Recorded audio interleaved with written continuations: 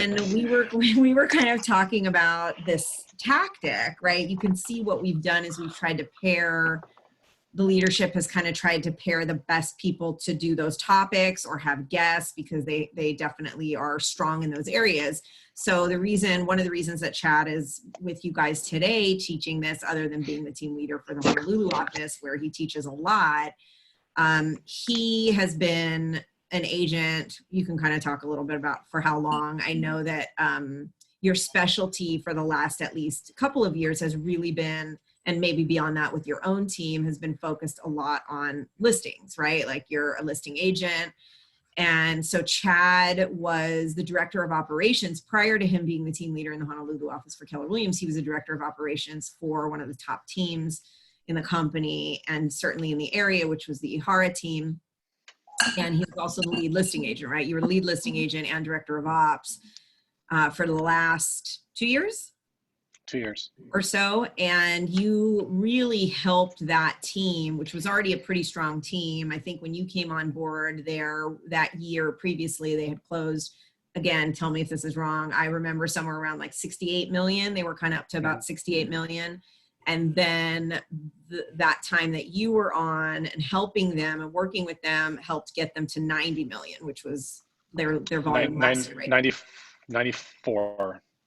Awesome. So 94 million. So those are big numbers, you know, I mean, especially really anywhere, not just here in Hawaii. So, and I know a lot of that, you were very listing heavy, at least for your particular deals. So what I would love for you to do is share anything else about you, and then go ahead and share the content and anything that you can add that's your own personal touch and things that you've done that are strategies. I think they'll find it very useful. So thank you. Yeah, thank you. No, thanks. So one thing I would like to say is I always like teaching and sharing because in all honesty, it sounds kind of weird, but it's a little selfish because I grow and I get better by pouring into other people. So I do appreciate the opportunity always in being able to help someone else. So as always, in anything that I teach, I love coaching, mentoring, and teaching. If there's anything that you need from me afterwards or want to chat with me, you can always email me at chadshima@kw.com, and I'm available for anyone who needs assistance. With that said, my background is I've been in real estate for 20 years, actually 20 years this month, coincidentally. And I am licensed in 15 states. I have 18 different licenses. They're a combination of mortgage licenses and real estate licenses. So I do have experience in other states and other markets. For me personally, that's been super, super helpful in my career because the comparison of different marketplaces and different scenarios has been super valuable. And also having the background of the mortgage and financing, I think, Lisa, that's the world that you came from previous as well. That's been super helpful in either keeping deals together or thinking kind of outside the box and what have you. So I love being able to bring those kind of things to this strategy when we're talking about classes and these kind of things. So yeah, I'll dive right into it. So this is shift tactic number 7. It's seller pricing strategies, and we'll get things started. And as always, I kind of forewarned Lisa and I said, just FYI, I tend to take apart slides. So I have inserted a good handful of my own content and slides in there. I hope that you guys find it helpful.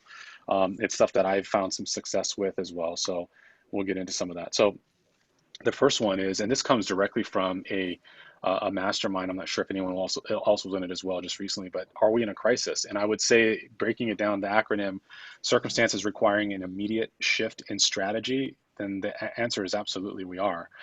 We are not in a crisis in terms of the sky is falling. If anyone has been in business, in real estate, in previous shifts, if you haven't before, you tend to think that the sky is falling, like, oh my God, what's happening? This is, we're never going to recover from this. And that's absolutely untrue.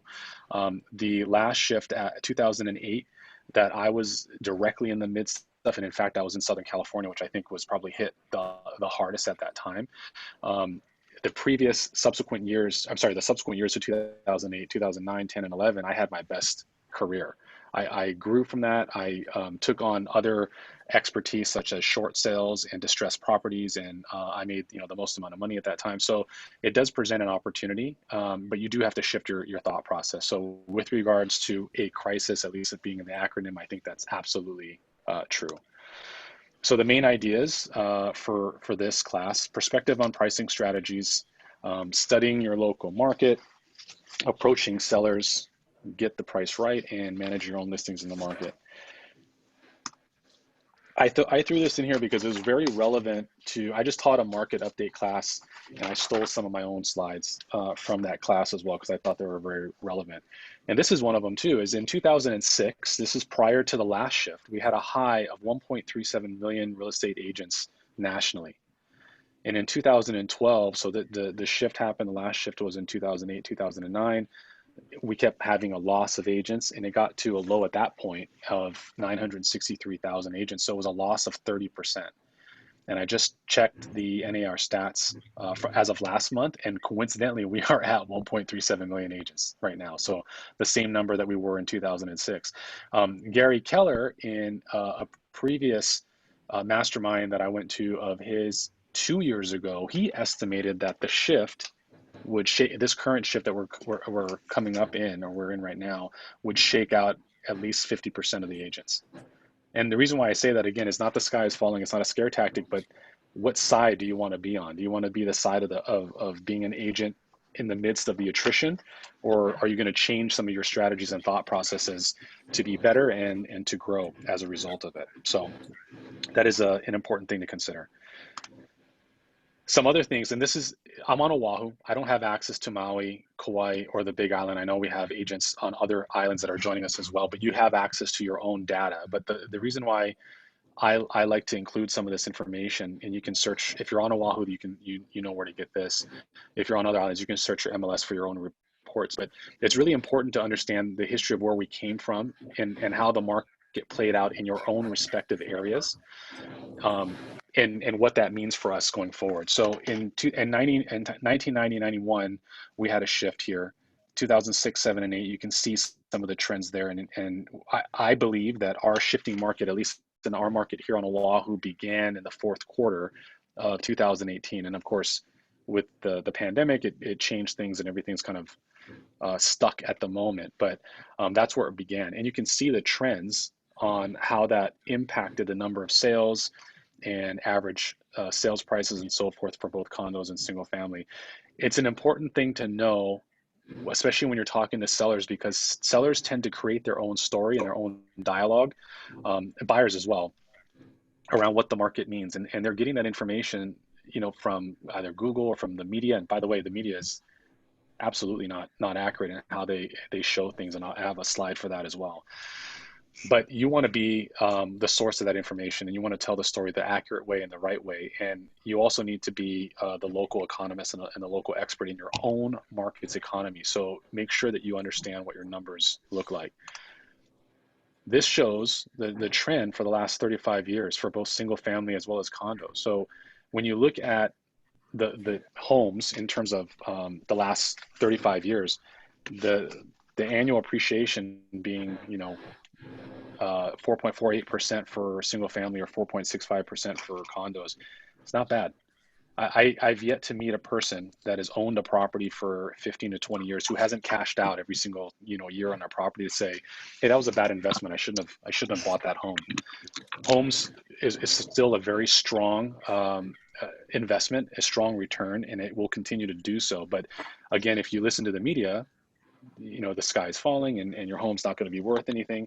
I had a client just the other day, coincidentally, he called me and he said, it was a referral that I sent out to the mainland. So they were military here. They PCS'd out. And when they went to the mainland, I referred them to another KW agent. They were closing on their home.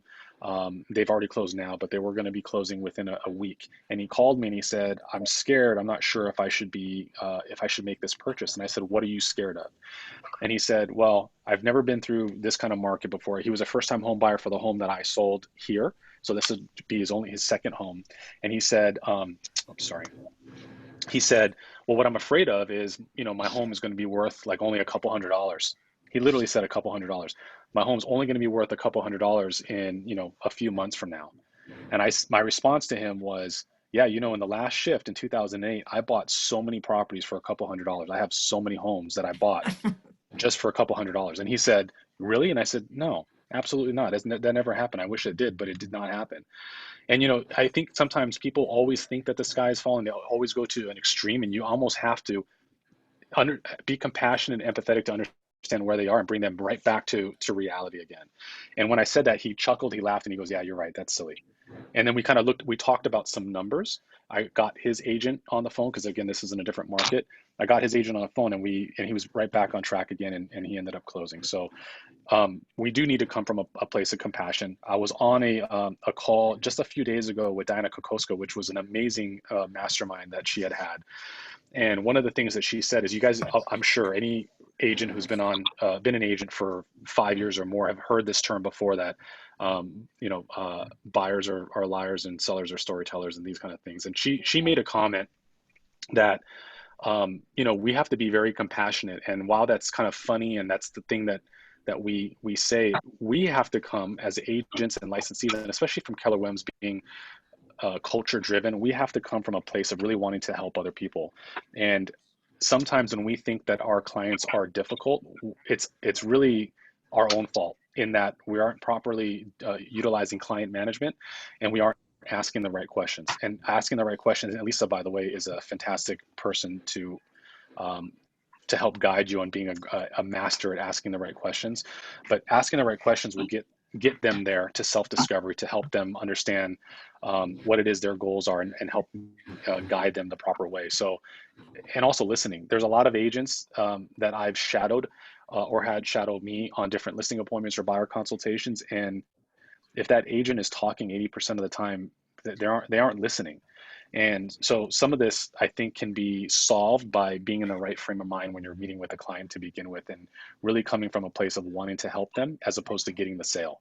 And that mindset shift makes a world of difference. So perspective. I wanted to talk about this real quick. You'll see these are different articles with regards to a shift. So you can kind of see them panning across the screen. I played this for a bunch of agents in a class that I taught recently, and I asked what they thought of all these different slides that are coming up on the screen, and what emotions they were tied to. The first thing they said was, "What gives me a little bit of anxiety, gives me a little bit of stress. I feel like the sky is falling, and the market is not going to recover." And oddly enough, all these slides are not from it's not from now. It's from shifts in previous markets, going back as far as the 20s. And I put that in there on purpose because if you notice, our real estate market, our economy is fine. It always recovers. So even though the headlines are similar, the sky is falling type of wording and hyperbole that the media uses is similar, the market's fine. We're very fortunate to live in an area that has a robust market, especially in Hawaii. But don't let the media sway you. And it is about perspective. So it is our job to come from a consultative approach and really consult our clients and make sure that we educate them the right way. I would joke with people when I'm meeting with a client.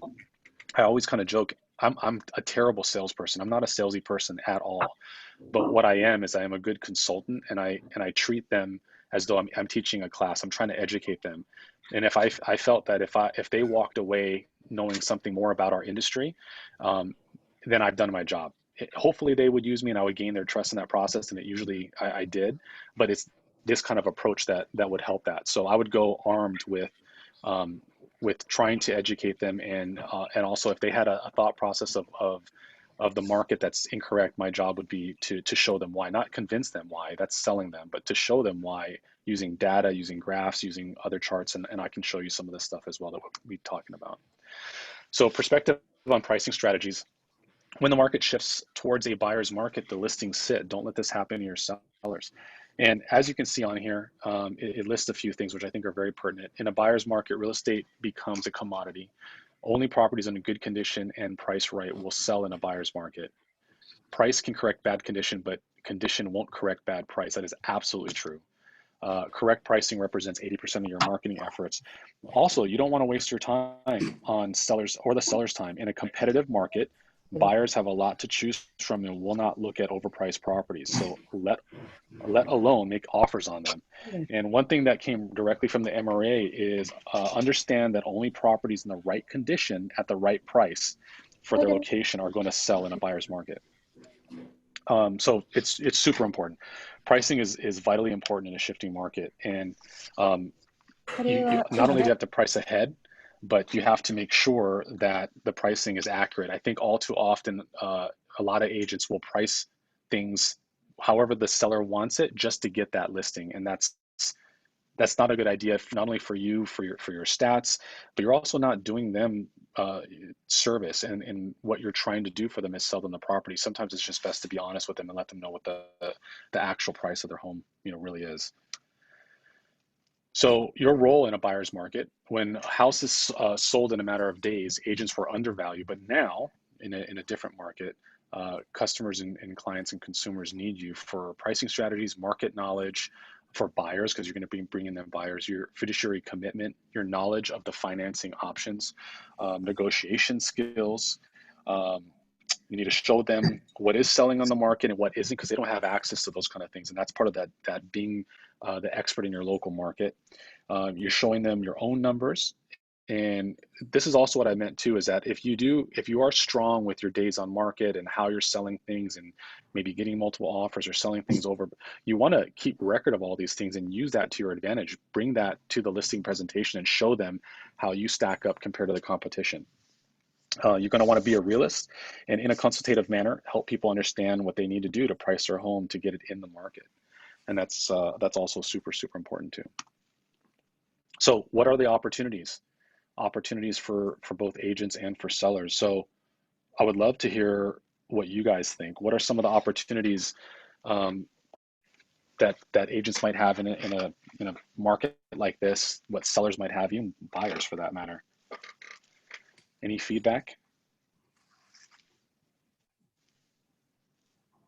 I think we have buyers that, or sellers that think that they're maxed out on price and want to sell before the property drops in value. And then you have buyers that think that they're going to get a deal because of the lack of showings. Neither may be true, but you have that psychology. Mm-hmm. So, there's a ton of opportunities, right?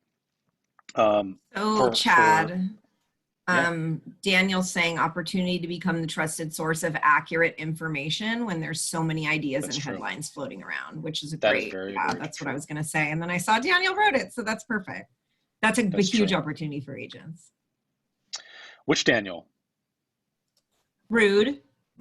Oh, good job. I love it. Yeah. So here's some other ones. The more properties you price correctly, the more buyers you will attract. That is absolutely true. The more buyers you attract, the more listings you can sell them. Also, the more that you sell, the more market share you will acquire, gaining name recognition, more buyers, more listings, and so forth. It goes back to, I don't know why there's a lot of agents that are so quick to jump at the opportunity to list a home regardless of what they feel that the price is worth of the property or the value of the property versus what the seller wants to get for it. And I can tell you that it just is just my experience, but 9 out of 10 times the seller is always going to be off on their price point. And you do have to, and there's a way to have that conversation and that dialogue to bring them back to what's being realistic. And we have so many scripts and dialogues for that. And there's conversations and scripts within Bold for that. There's other classes for that. There's parts of Ignite that are for that. There's a way to get them, that come to Jesus moment. And it doesn't have to be abrupt. It doesn't have to be rude. Doesn't have to be anything like that at all. But there's ways to get them to realize that. Some of the seller opportunities. Are you going to talk a little bit about your process, Chad, in those conversations, or what you do to kind of combat those objections up front so that maybe they don't happen? Yeah, I have a couple of slides that I've inserted that I'll get to that are coming up that I use. And so I'm very data heavy when I approach that. And so when you prepare like that in that way, and you're in front of a client and you have all this data, it's really hard for really anyone to argue with you when you have the data right in front of you. And I'll show you what I mean by that. So that does help. And thank you for asking that, but that does help in that kind of conversation. By the way, that conversation works with either a buyer or a seller. So when you're talking about what price to list it at, or when you're talking to a buyer about what price that you may want to offer for any properties. So some other seller opportunities. By quickly selling, the sellers can maximize their investment and minimize their losses, right? That's an opportunity for the seller. I think that that's part of the dialogue that you would also want to have too, is oftentimes sellers, this also goes into play with, I don't know if you guys deal with this on other islands. On Oahu, we certainly have that, where we're dealing with competing with discount brokerages. And when clients get focused on just the price that they're paying, it's our job, again, to come from a consultative approach and do the math for them. And speaking from data, what I first start with in that conversation is I talk about what our commissions are that we're referring to, that I'm asking them to pay versus what they're being told that they're going to be paying with a discount brokerage. And then I talk about, because then I pull the data up, and I personally run the data on all the discount brokerages in our area. I don't pinpoint, I'm not trying to talk or ill about any one agent or company. So I'm not saying this company or that company, but I know who they are. So I group them together. And what I do is I look at the total days on market of those discount brokerages, as well as the sales price to list price ratios, as well as calculating the average price drops that they've had. And now I'm getting to the heart of what is most concern to the seller, which is how much they're going to net. And usually they're thinking that because they're spending, as an example, $5,000 to list the property versus spending whatever it is, $15,000 for like the normal commissions, they think they're saving $10,000. But when I show them that it's going to take 3 or 4 times longer than on the MLS average, or even my own personal days on market average, then they're starting to pay attention. And then when I say, well, if you also look here, the sales price to list price ratio, because they're having constant price reductions, and I'll actually average the amount of price reductions they'll have per listing, as well as the average dollar of price reduction versus the MLS or versus myself, because you want to kind of compare the best scenario. And that's when I usually never have it. In fact, I can't even think of the last few years that I've lost a listing to a discount brokerage having that dialogue. And that's not a salesy approach. That's you're looking at data.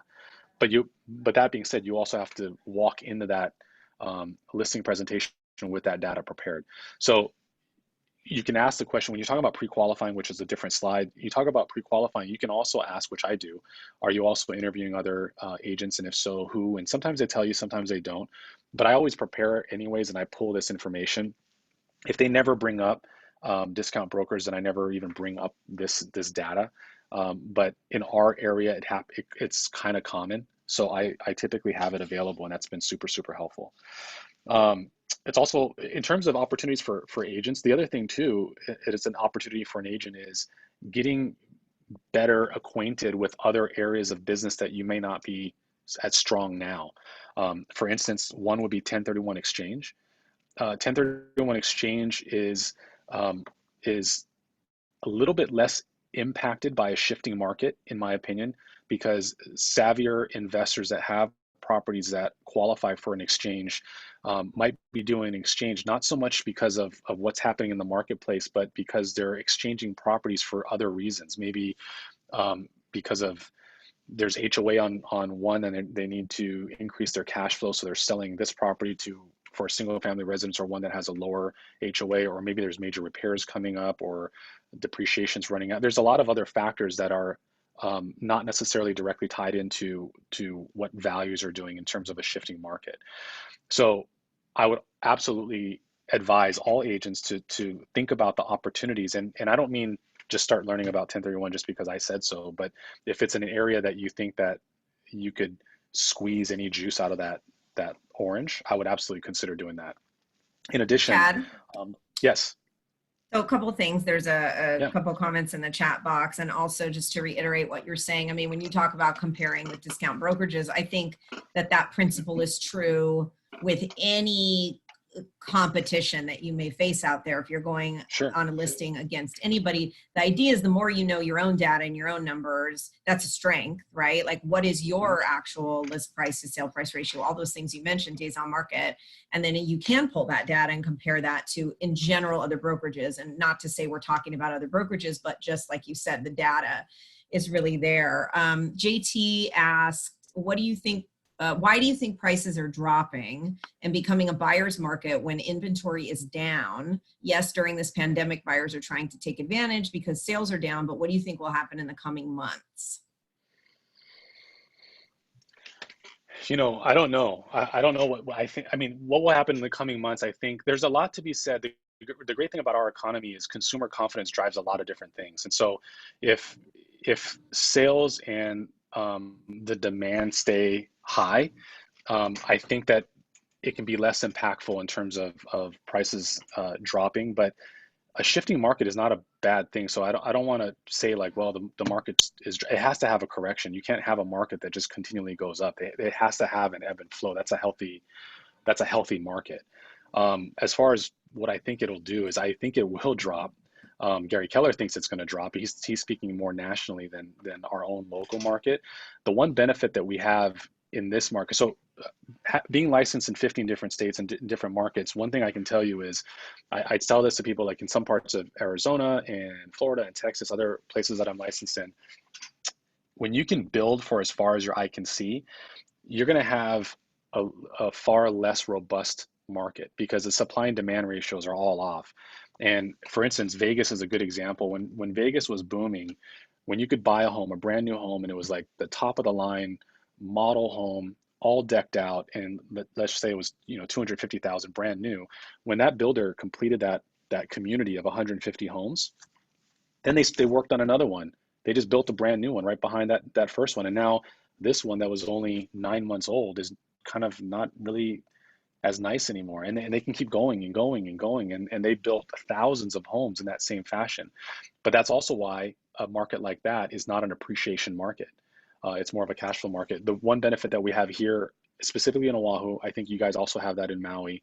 I'm not really sure of the Big Island in Kauai. I'm not an expert there, but we have appreciation because we don't have any land. The supply and demand is a little bit stronger here on Oahu. There's other factors too. 25% of our income here is coming from military, all sources of military. We have every single branch that's represented here.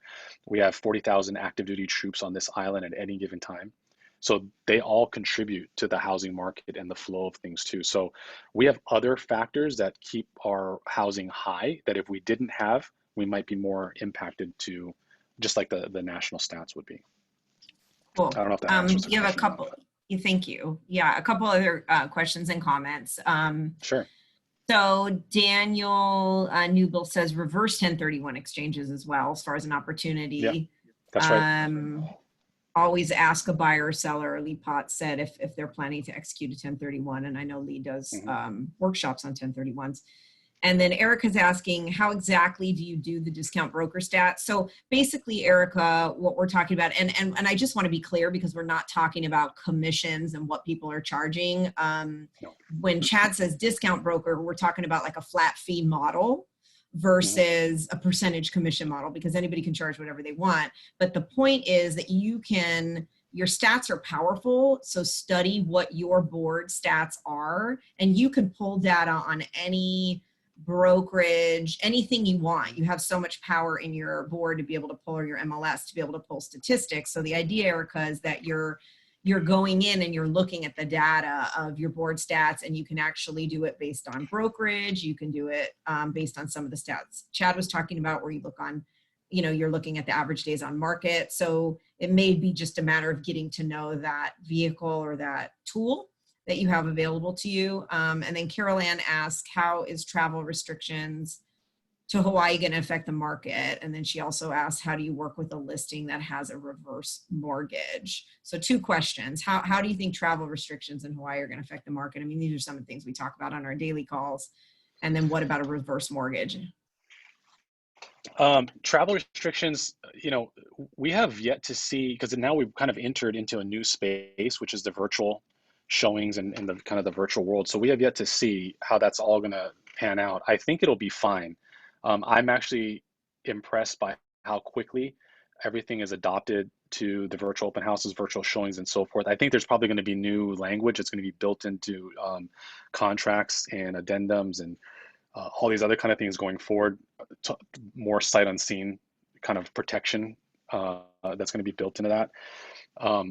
I think it'll be fine, but we have yet to see because this is really untested. And as far as, did you say a sell on a reverse mortgage?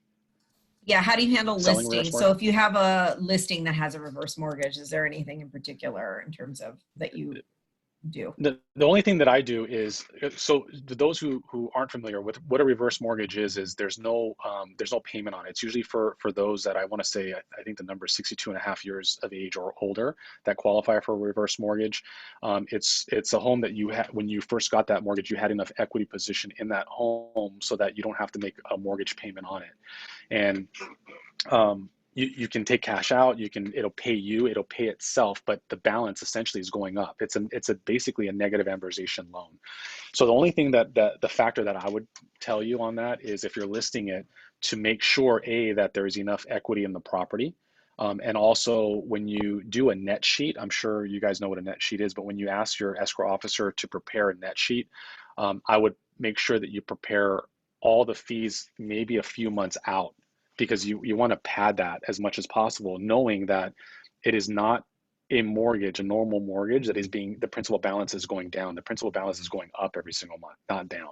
So you have to plan for that increase in that payment. So again, if the payoff is $200,000 today, in 6 months time, it's going to be higher than 200,000, not less. So that's the only thing that I would consider for a reverse mortgage.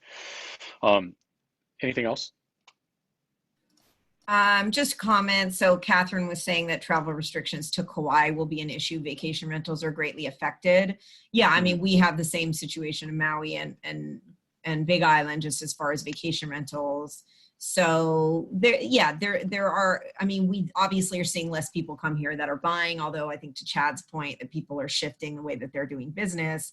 Not everybody's going to buy something sight unseen. They're going to want to physically see it. So we'll see some impact of that. And then I don't know, there's short-term versus long-term, because then if travel opens up again, which they're talking about like August, September now, then that will change again. And then one thing I wanted to add too for the opportunities for agents as well is in the last shifting market, one of the areas of expertise that I became really good at was distressed properties and short sales. And I think to date, I counted it up not long ago, and I think I've done to date about 250 of them. And that is another opportunity that in a shift, not to say it will, but it could kind of cycle around again. One forewarning is never, whether it's 1031 exchange or a distressed property, never dive into something that you're not an expert at. I mean, you can work with somebody else to help you with that, but it's definitely something that you should look for opportunities that where you can grow your business and grow your expertise at. Do a handful of them, get more repetitions, and then of course you can start doing them on your own. But there are a ton of opportunities, is my point, not only for the agents, but also for sellers. It's really about the perspective on things.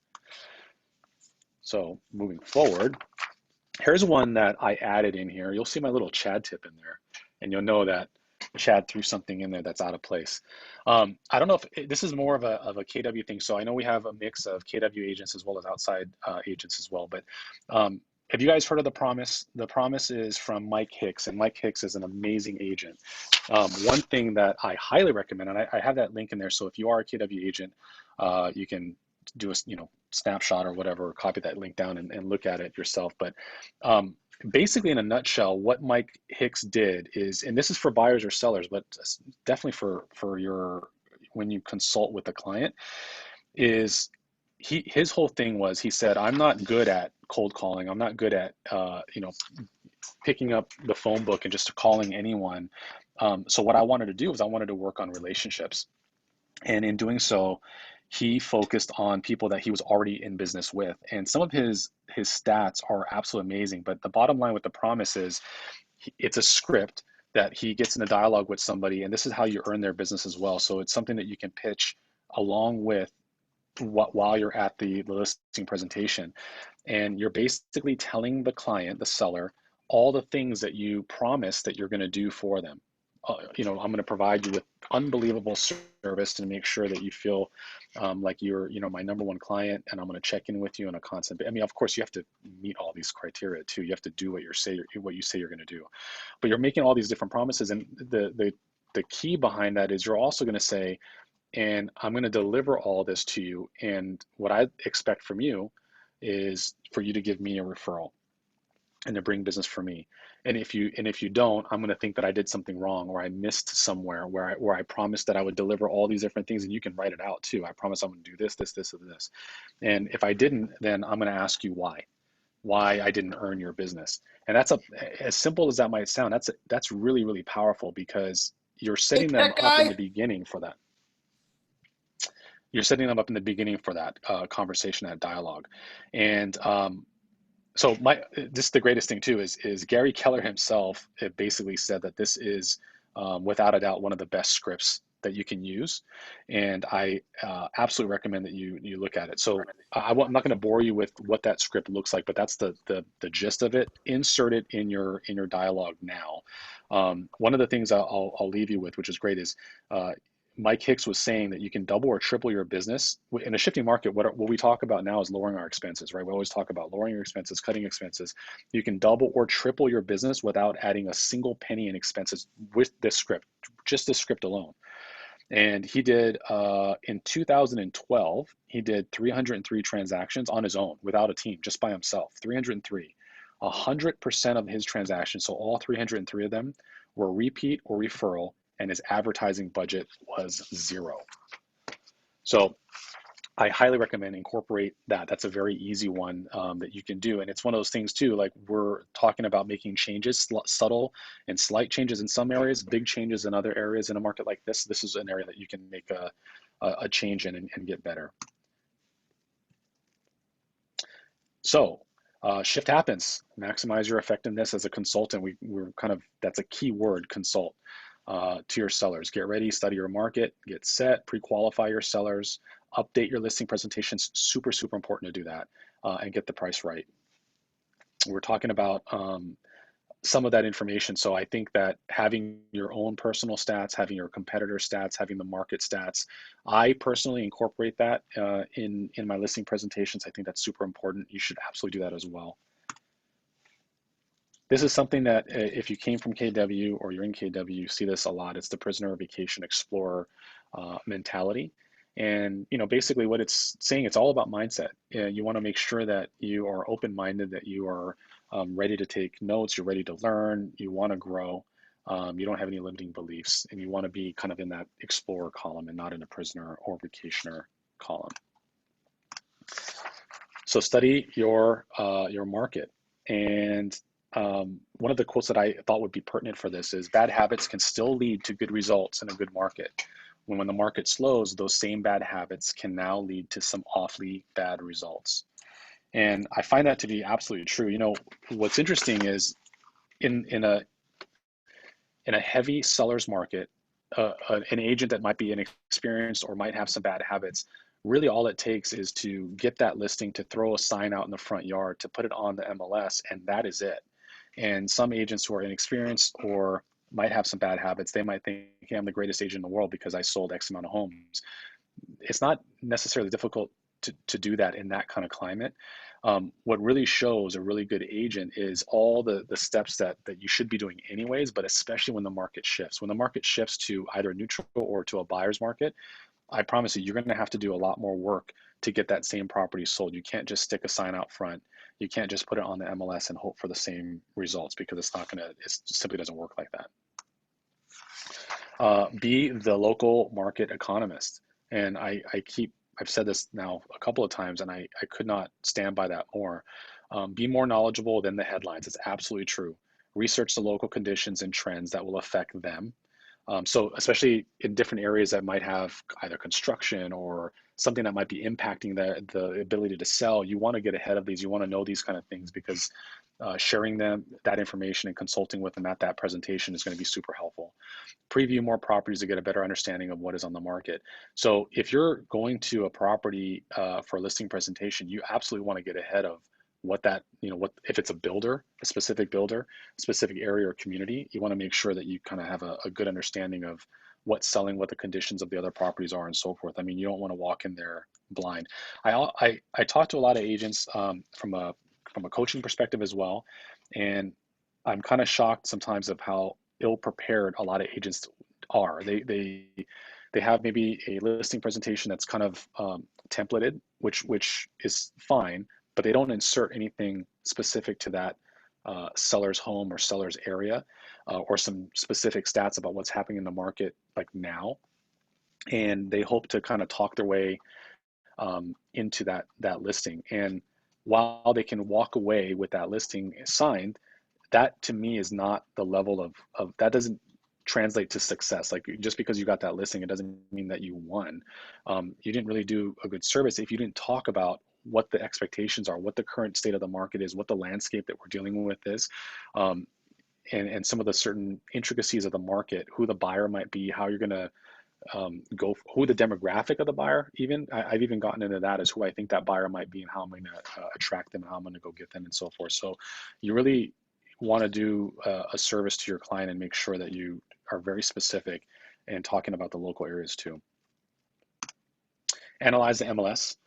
Take time to study and internalize the stats. I talked about that already. Choose the numbers and stats from the MLS and use that data in a sentence later the same day. I think what that simply is looking at is, when we're talking about the discount brokers and how you fit, how the MLS fits and how it compares to you, you want to know how all those things jive together, because the client doesn't know, and what they're going to assume is what they see around them, or what their friend said, who's not even a realtor or not even in the industry, or what they saw in the news. And you want to earn their trust, and the way that to do that is to present them with the right data, and come from that education perspective, that consultative approach.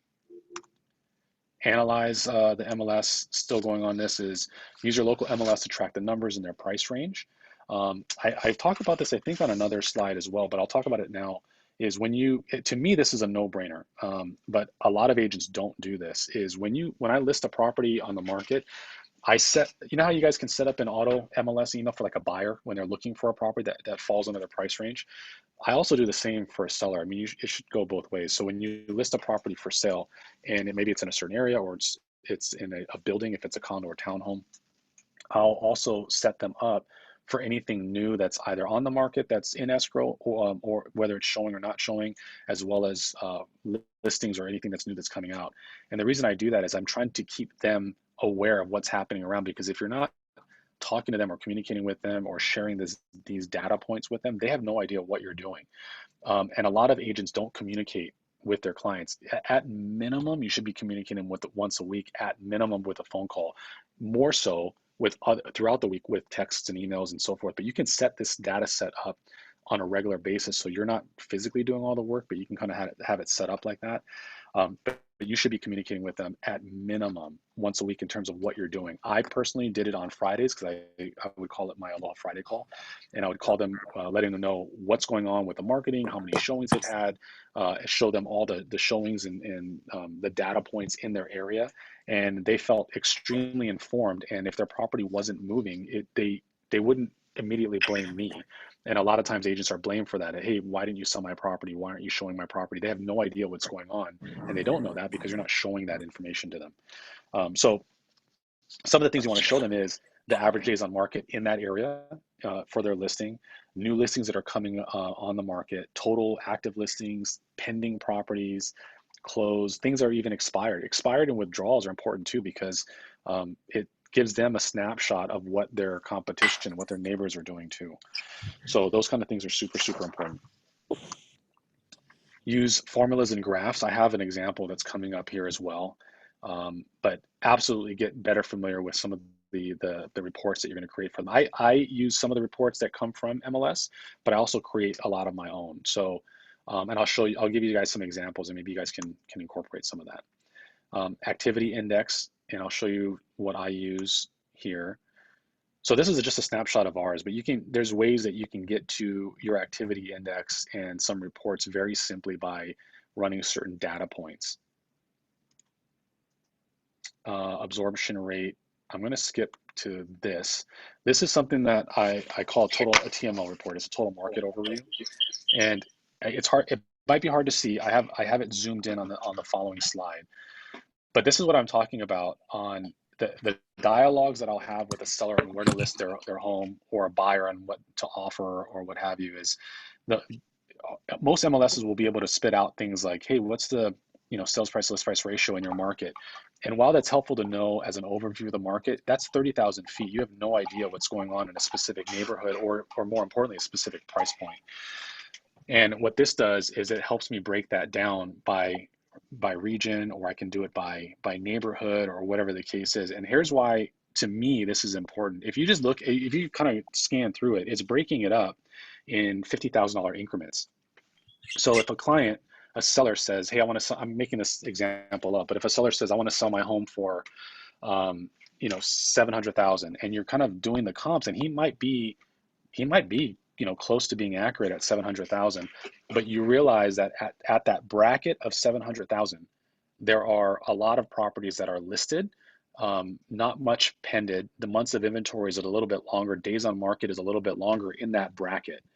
Whereas if he just priced it maybe $10,000 less, and he's in a different bracket, that different bracket has far less competition. He might be one of maybe only 2 other properties that are listed, and he could move that property much quicker just based on that statistics. All of a sudden, but just by showing him this data set, not only is it easier to have that conversation about pricing it more aggressively or having price reduction conversations, but you're showing him a data set or information that other agents aren't even using, or for the most part even thinking about. So this is the hyper market expert data points that I was referring to. I'm going to show you the next slide so you can zoom in a little bit larger. So I personally have an assistant put some of this stuff together, because you have to pull several different reports and start compiling things together. I don't know how to do that in Kauai or Maui or the Big Island. You have to figure that out in your own MLS.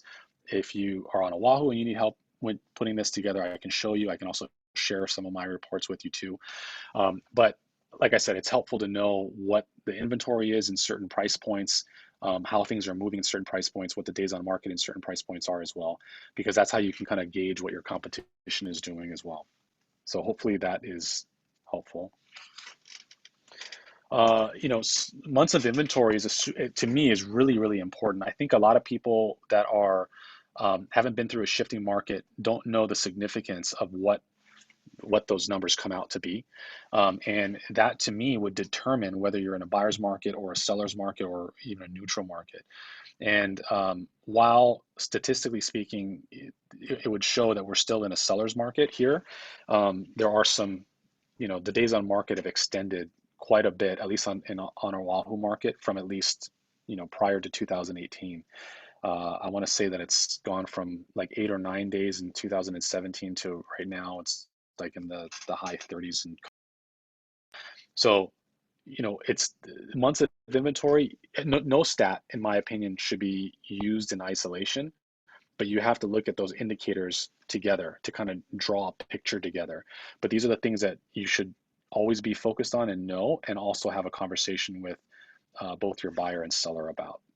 Chad, what Yes, about, so Carol Ann asked, what is the percentage of property value drop since COVID? And I don't know if you want to speak to Oahu. She's on the Big Island. I can chime in a little bit on Maui. Have you been seeing the results of any of that yet? Not I haven't as of yet. I mean, I'm trying to pull some numbers, but what's going on Maui? Have you looked at that? Well, we initially saw, it was more that we initially saw a big drop off in terms of like stuff was falling out of escrow. And then we kind of figured it out and figured out how to keep people in the deal if they still wanted to buy and sell. And we did extensions, and then we figured out other ways to make things work and face the challenges. In general though, Carol Ann, I can tell you that our actual values in general, if you look at overall price points, they've gone up. And I can tell you one of the reasons, and that's not necessarily a true indication of each individual, market, like first time home buyer market, step up market. it's because our ultra luxury started moving more, which had been dead. I mean, so we have seen a reversal of some of that, and then we've now seen things start to pick up again. Yes, the overall inventory is lower, and yes, the overall stuff that's pending and closing has dropped. So we have seen quite a big drop in that, from anywhere from 25 to 40% in certain areas. So that, I think the kind of domino effect of that will show up in the next 60 to 90 days. But our price points, and if you look at it just in terms of value, have actually gone up based on the fact that we have a higher price point selling now more. I think things like this, it's going to take a couple of months to really analyze what's happening. It's a little bit too quick at the moment to figure that out. Yeah, just keep looking at your stats every month and Yeah. see what's going on. Yep. Any other questions or comments? Yes. So could we get a sample of, Daniel Newbill's asking, can we get a sample of the chart, just the headings for your TMO, so they can work on creating their own? Yeah, we can send that out. And then Isabella says HBR stats for April came out today. Prices are up. So are days on market, which is what Chad was saying. And for us, prices are up too. And number of sales way down. So that's the same thing we're seeing here. Daniel's saying it sounds like an asset protection play for ultra high. Yeah, I mean, what's the market of the moment, right? We've talked a lot about that. You're going to see investors, you're going to see luxury people that want to take their cash and do something with it, or have wanted to come to Hawaii and they didn't do it. Now they're looking to do it because they're thinking about what they're doing with their life. So yeah, I think those are all things we're seeing a lot more, like hedge fund, like people, Silicon Valley, hedge fund. We're seeing a lot of, multiple investors, commercial. It's been very interesting because we're seeing a shift in what's going on with commercial, right? With people not being able to, with retail businesses closing down. So I think those are all opportunities of, looking at who are you talking to on a daily basis and who are the people that may actually be buying right now. Carol Ann asked, what's the percentage of drop in sales? I'll have to look for that, Carol Ann. Like I said, I mean, we're seeing anything from, depending on where you're looking, 25 to 40% in some areas. And then also talking to people what they're seeing in their business. Lavette says, Focus First is a great tool for a presentation. It'll show absorption rate, average sale price, selling pattern, odds of selling your home, and lots of interesting facts to go over during a presentation for both sellers and buyers. It will connect to your local MLS data. So Focus First, Lavette, tell people where they can find that. That's just through your MLS, or does everybody have access to that? We do not on Maui. Okay, thanks, Marion. Yeah, I hadn't heard of it. It's so fabulous, maybe that's and I've tried, but we don't have it here. Okay, so that's cool that Big Island people have it, I guess, and probably Kauai if it's through HIS. Lavette's gonna look for the link. That's it for the chat box. Okay. So there are, I mean, I don't want to say that these are like the only data points or data sets that you should have or focus on. You need to have them all, but I think that if there's any three that you need to have in your pocket and understand what they are, how they work, and what's important about them, again, they're not important in isolation of each other. You just need to know what they are. But days on market's one of them, because the market's obviously going to either span out or shorten up. Sales price to list price ratio. I've recently, as I'm talking to a lot of agents, they either don't know what it is or what it means, and I just wanted to explain it for those who may not. It's relatively simple. So if on average a sales price or list price is going to be at, if someone's selling their home for 100,000, which of course in our state is a parking lot, but on average they're getting 85%. That's where it's closing at. That's an 85% ratio. So as a seller, having an 85% ratio, you're going to know that there's going to be a 15% on average room for either negotiation or where you're not going to get your asking price. And likewise on the buyer is going to know that he has room to negotiate. He doesn't have to pay what the asking price is. And why that's important to know is there's two sides to that. The sales price to list price ratio just in and of itself can be deceiving. And the reason why is it doesn't necessarily account for, unless you run a specific report to, what the sales price of the original list price was.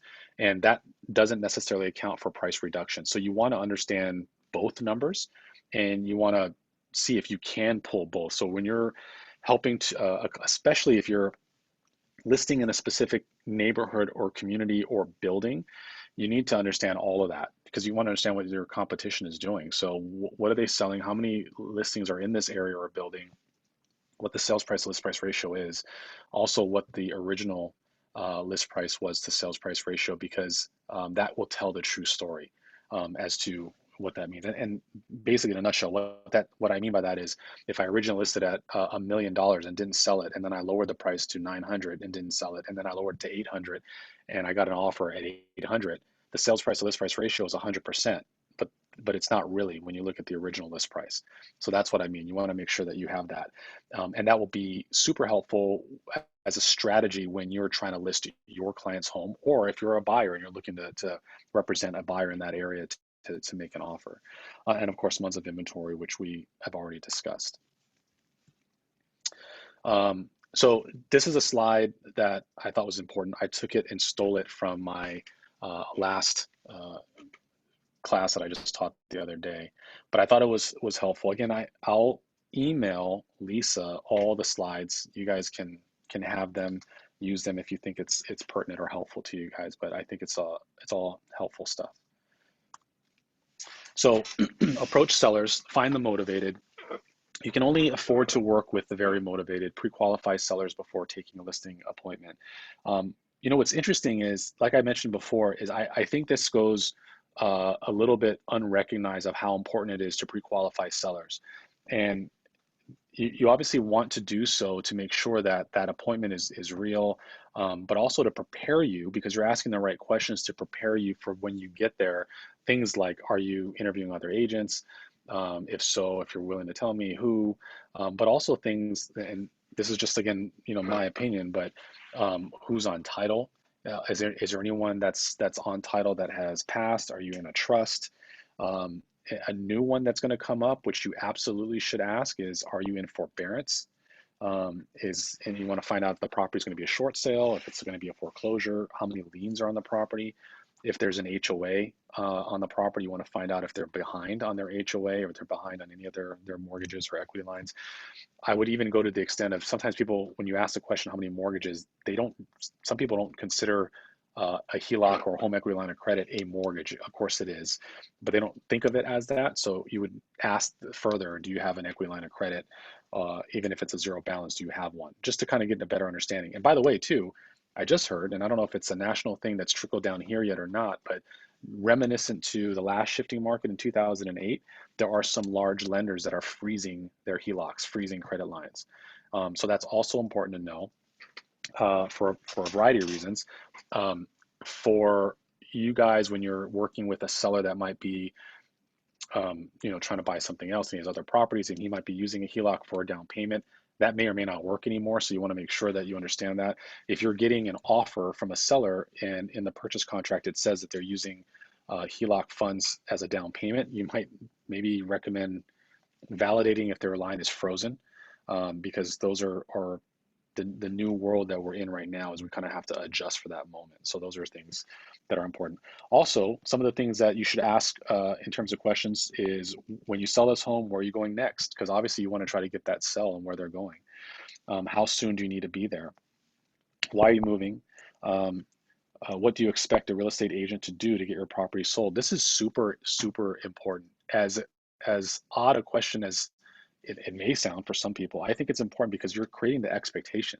I mean, God forbid if they said, I want you to hold an open house every single day until it's sold. That's probably not going to work for your timetable and time with your family, and it's not realistic anyways.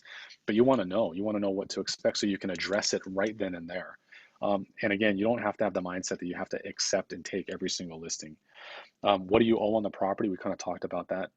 Sometimes people don't know what that is. I just upfront just ask them for a copy of their mortgage statement, and I take that information and I send it over to, this is what I do, as I send that information over to the escrow officer, and I have the escrow officer put together net sheets in certain ranges of price points. So if we're talking about possibly selling their home at 700, I'll put it at 710, 700, 690, 680, and it's kind of as low as I think that realistically their property would sell for. I'll have a net sheet prepared for that amount, so that when we're talking and sitting down with them, I can show them, if we sold it for this amount, this is what your takeaway is. So there's no guessing games, because oftentimes people just kind of focus on the number. They're not focusing on all the things that are kind of going in to contribute to that final figure.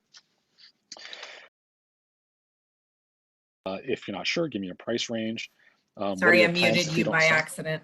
I was going to ask you a question. I muted you. Sorry. You muted me? Yeah, that was an accident. Just for like a second.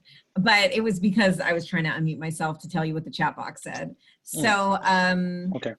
A couple things. Yeah. Let's see. Carol Ann's asking, are FSBOs up? Are you seeing FSBOs up now? Not in this area, not in our market, no. Okay. I haven't seen that or noticed that, no. We haven't really seen it yet. Did you mute yourself?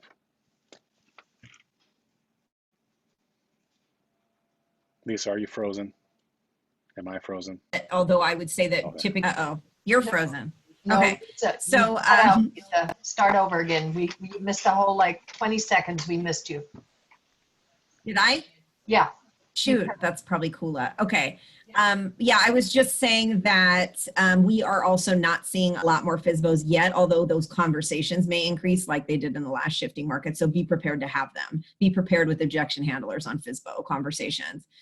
Catherine says they're also freezing jumbo loans. Catherine, do you mean that they're not approving jumbo loans to begin with? Is that what you mean when you say they're freezing? They're just not doing them? And then Marion, while she's getting that, Marion says lenders are also increasing credit score requirements. Yeah, I just saw that recently as well, that they're changing their credit score guidelines in terms of tightening up on that. Okay.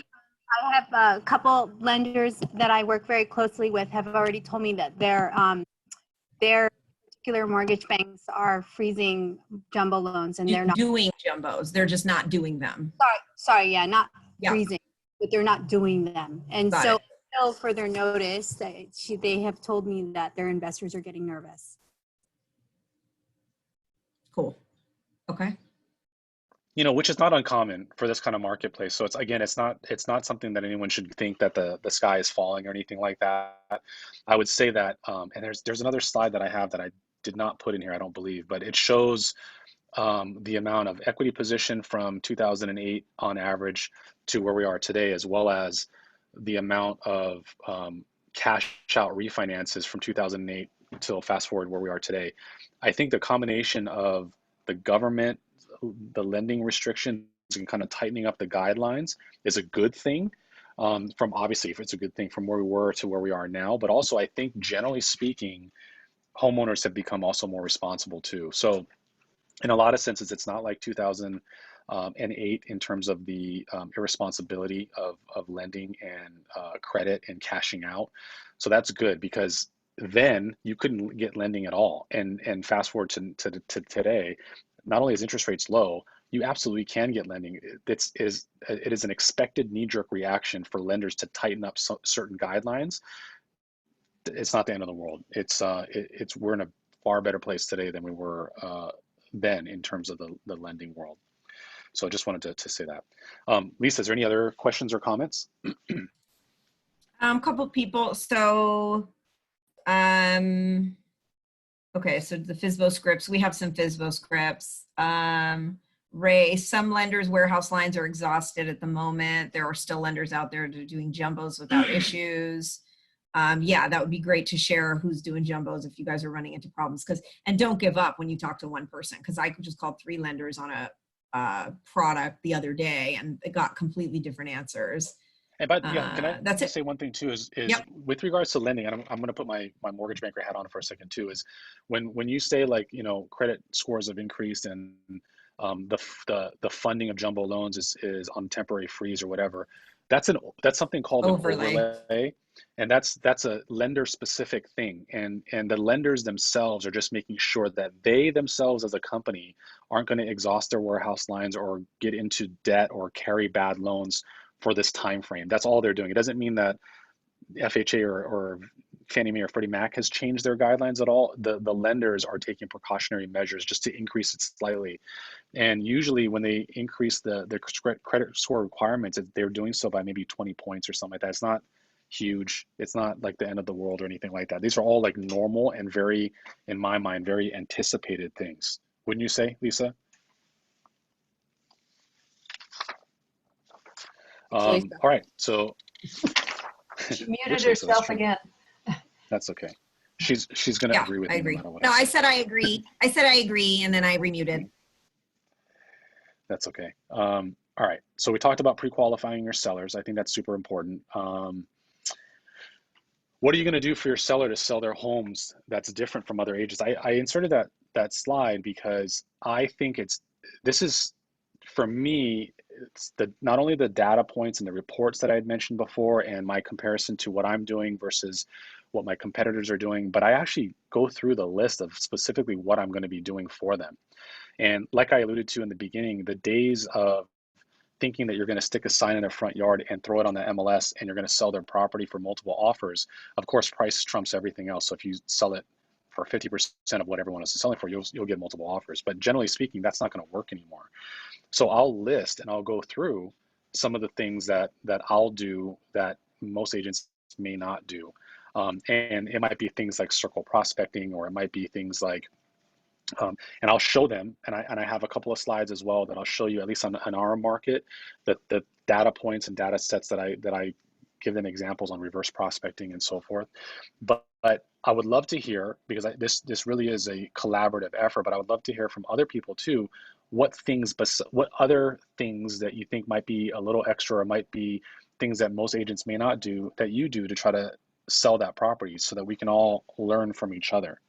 So chat or chime in, what things would you do to try to move that property quicker that maybe other agents may not?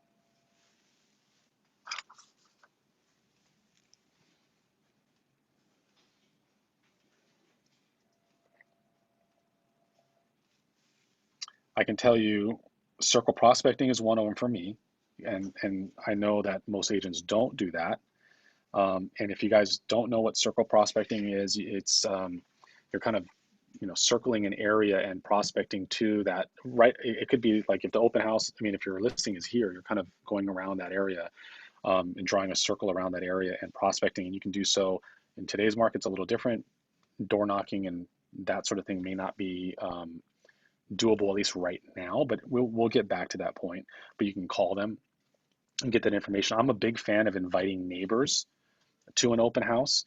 In this case being, even if it's virtually, I would absolutely do that, because in Hawaii, at least certainly in our area, owners of properties, homeowners are territorial, right? We want to control our neighborhood. We want to know who's coming in and who's going out. So I take it upon myself to make friends with the neighborhood and the area and the people who live there, and kind of give them that opportunity. Like, hey, I just want to know if you knew a buyer that might be a good fit for this property. Any family, cousins, friends, and they always kind of go, oh yeah, my cousin's looking to get in this area. Let me give them a call. Let me reach out to them. And that's great, because now they are helping me do the search for a buyer. And more often than not, once I'm chatting with them, I'm building that rapport, and I'm coming from contribution, they will usually be more than happy to give me that information, and I can connect with them and reach out to either their cousin, friend, or whatever the case is. But as far as when we get back to normal life with open houses, you can invite them to the open house. You can even set one up specifically for the neighbors. In this world that we're in right now, you can certainly do so with a virtual open house too. So what other things, I'm gonna try to open up the chat box here myself. What other things are you guys doing to try to gain an advantage? Yes, Daniel.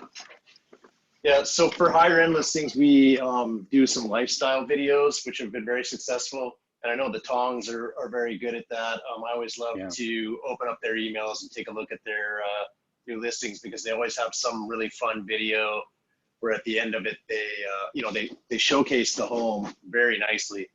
And then they always have an ending where all the agents are there and they do some sort of a cheers to you as you're going off. So I thought that was very well done. Yeah, you do a great point, because the Tongs do a great one as well. But those are things too. Like, it's typically done, Daniel, and I know that you alluded to that, is for luxury or certain price points. But maybe to gain the listing, maybe you're sliding that price point down a little bit as to who you might do that for as well. So things change as the market goes on as well. But lifestyle videos is fantastic. in the past, it's so funny because I remember back in the day where people would use their own either phones or their own cameras to take photos, and then it transitioned. Mostly, I wouldn't say all people do that now, but mostly people, agents, the successful ones at least, are doing a lot of transactions, will use professional photographers.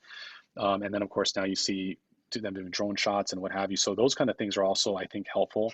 But even if you think it's normal, I still list that out. I think it's important to make sure that the seller knows all these different strategies that you're going to be doing for them. Let me move on. So update your listing presentation. I could not, emphasize this enough, that your listing presentation should not be the same listing presentation that you had 5 years ago or 10 years ago. It should be, it can have some of the same content of what you're going to be doing, but it should be updated to the times, to what you're doing, to current data points that pertain to you and what you're selling. I think that's extremely helpful. Obviously, tell the truth. We don't want to exaggerate, lie, or anything like that at all. We want to make sure that we're doing a good service by them. You're not doing your sellers any favors if you're tempted to soften the blow in order to get that listing. We talked about that a couple of times already. Care enough about them to be strong up front and get the right price. I could not tell you how many properties and listings that I walked away from that they wanted me to list, but they were just unrealistic on the price, and there's no way that I could sell it for what they had wanted me to sell it for. They ended up listing with other people, and I would say about half of them, they came right back to me anyway, so I ended up getting it. But you want to definitely be honest and forthcoming in that process.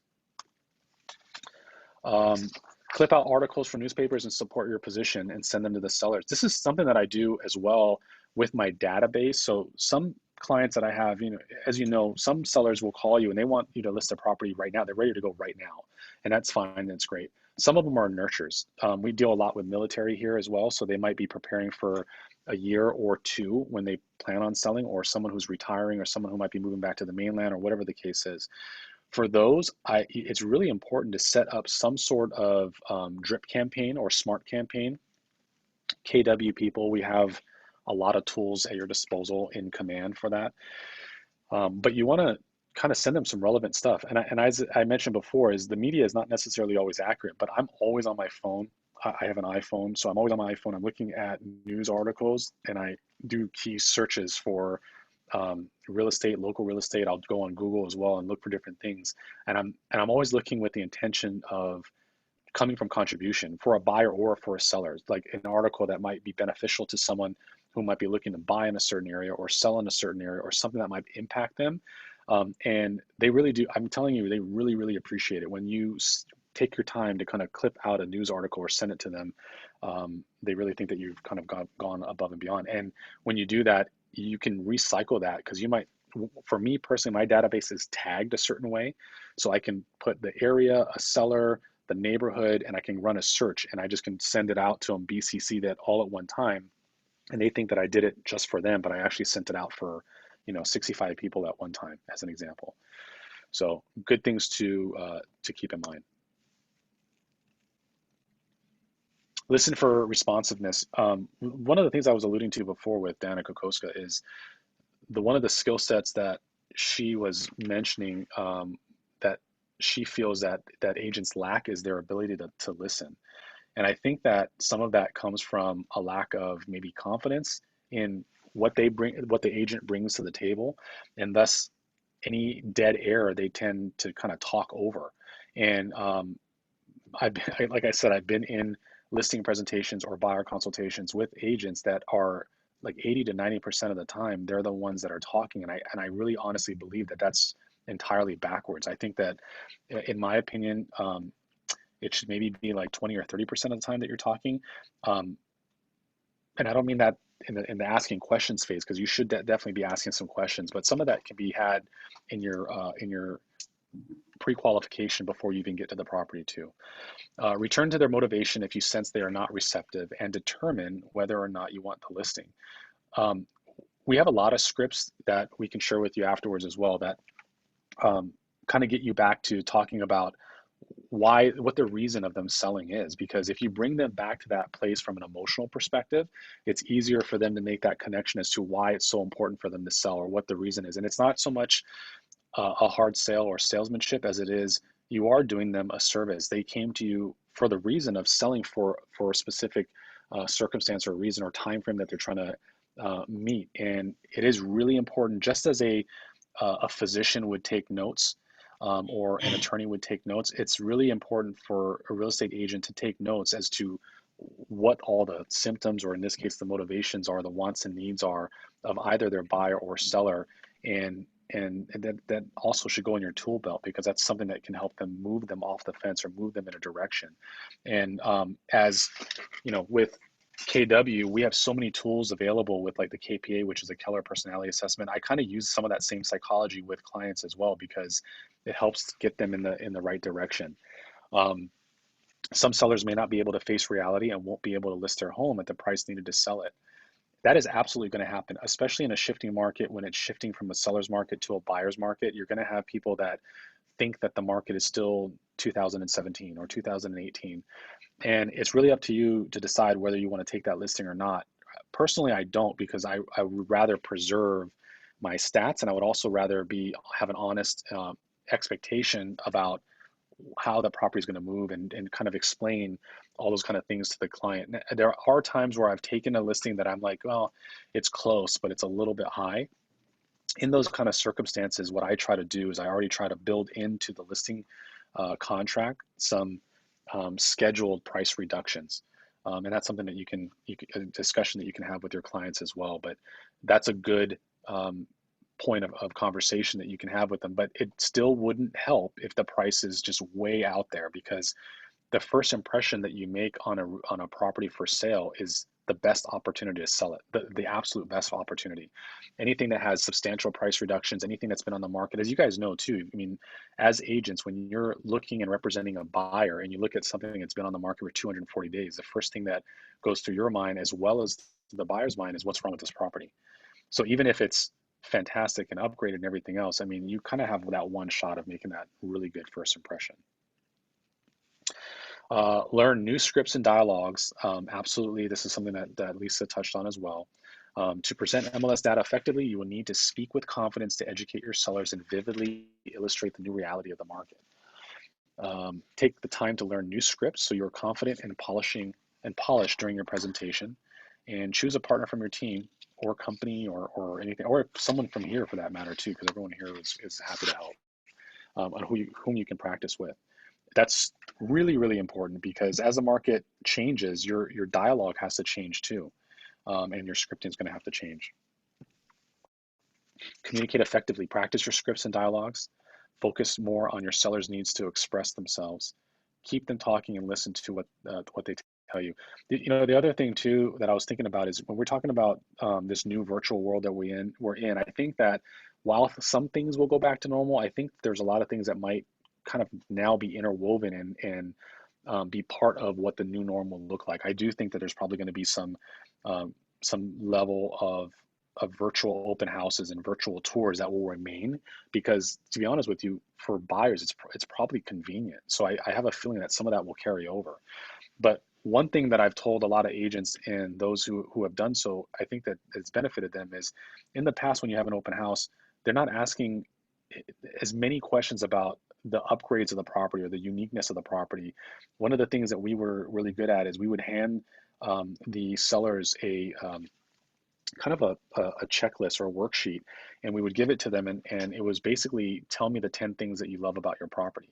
And usually sellers can give you far more than 10 things, and some of it is sentimental, which is great. You want them to kind of focus on that, because that helps for the motivation part of it. It tells about, their son grew up in this thing or here, or there's a little lines on the wall where they're watching their kids grow and get taller, which is really helpful to know from the human perspective. And then also any upgrades that they did, like this is granite and this was put in 4 years ago, and this kind of floor we got from wherever it is. Those kind of things are super helpful, and those are the things that you want to illustrate. You kind of want to be the Morgan Freeman, if you will, or have them be the agent of that virtual tour, so that when you're kind of panning through the room, now you're almost more an expert in this new virtual space that we're in than you would be before, because you have to fill all that dead air. As you go from room to room, you don't want to go, well, this is the living room, and then this is the bathroom. You kind of want to expand on your description on the property and the benefits of the property, maybe the direction it faces and the wind's coming in here, and whatever the case is, you want to really expand upon that. So I do think that if you think about those kind of things, it can create a better agent, can make you a better agent, because you're forced to. You're a little bit handicapped in doing so, so you're forced to be a better agent and improve your other senses as well. Be prepared to answer objections. Address objections before they come up. Send out a thorough CMA in your pre-listing package. During the listing presentation, bring up objections yourself and sweep them away.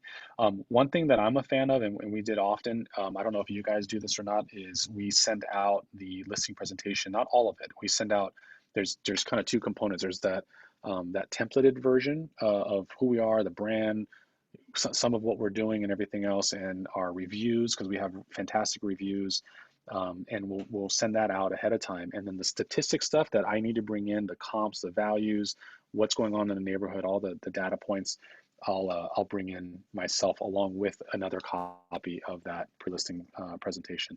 I don't know that it's a must-have, but it's been very successful for how I've used it. What do you guys? I would love to hear from you guys. Do you guys send out a pre-listing package ahead of time, ahead of your appointment? I'm kind of checking the chat. Yeah, I'll let people respond about who has a pre-listing packet. Yeah, in the chat, Lee says, okay, Lee said yes, he does. And then he said, you might ask the seller, if you were going to keep this property another 5 years, what would you change? That's great. That's a great question. Really good questions like that are ones that you guys should all write down, because that should be part of your dialogue too. Great questions are amazing. Thanks, Lee.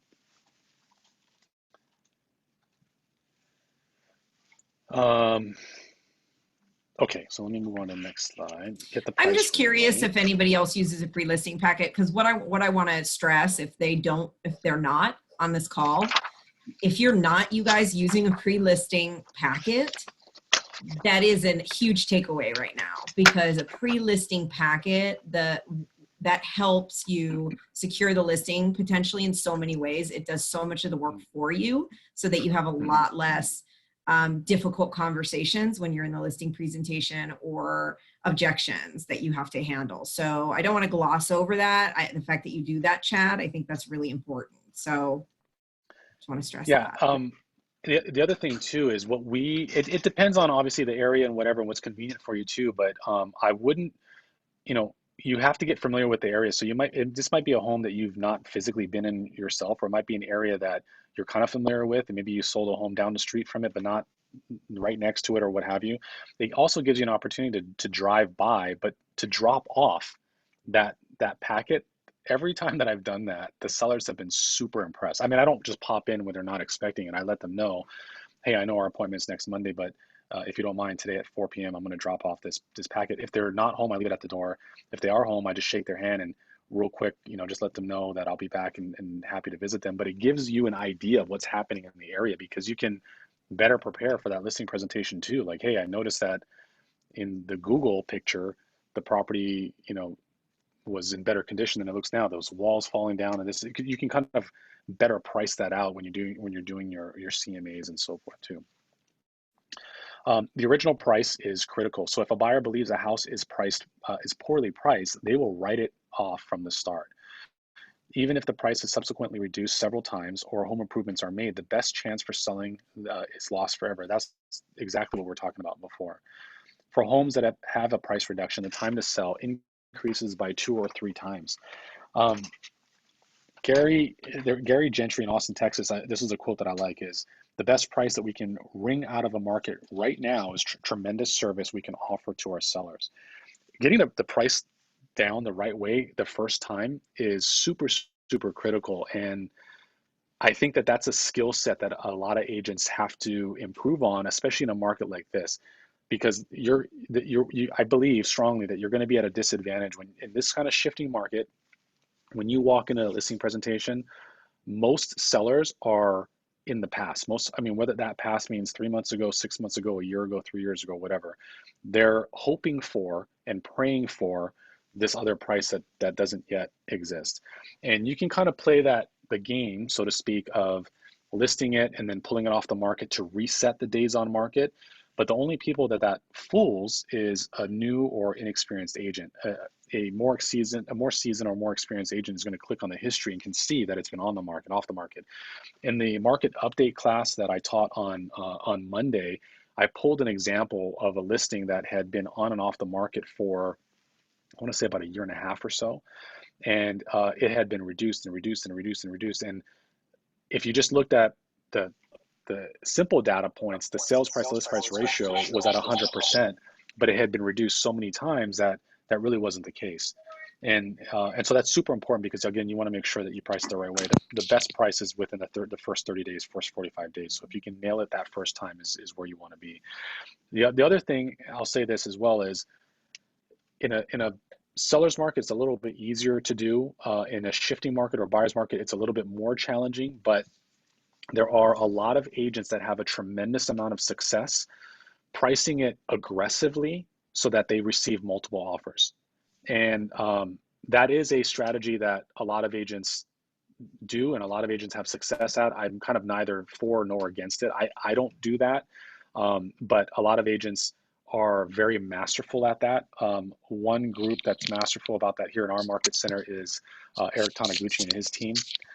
They do that often, and they often have multiple offers, of which they're all over asking, and they sell things very quickly. You want to make sure that you have a good strategy around how you're doing that, because the last thing that you want is to price it, so aggressively that you get exactly what you're asking for, and then your seller might be stuck with selling it for less than what they had hoped. So there is a strategy in place to do that. Out of curiosity, Lisa, do you have any? Do you guys do that there in your market center, or have any agents or teams that do that? Price things You mean aggressively? price aggressively so they have multiple offers? Yeah, we have had people that have done that. Yeah, that's part of their strategy, or Okay. especially, and also if you kind of take that auction mentality, right? Like there are some of those auction sites that aren't really auction sites, but they provide a platform for you to kind of create like your own auction. Some people have Sure. done that in the past, and it goes well. You just have to be really knowledgeable about your statistics to make that happen, right? To make I think yes, and I also think too that you have to be very upfront and forthcoming with the seller to explain that there's pros and cons to doing that, and here's what the risks versus rewards are as well. Yeah, and Catherine makes a good point that you really have to pick the right property to do it with too, because it depends. If you do it on the wrong property, it can work against you. Yeah. 100%. That's a great point.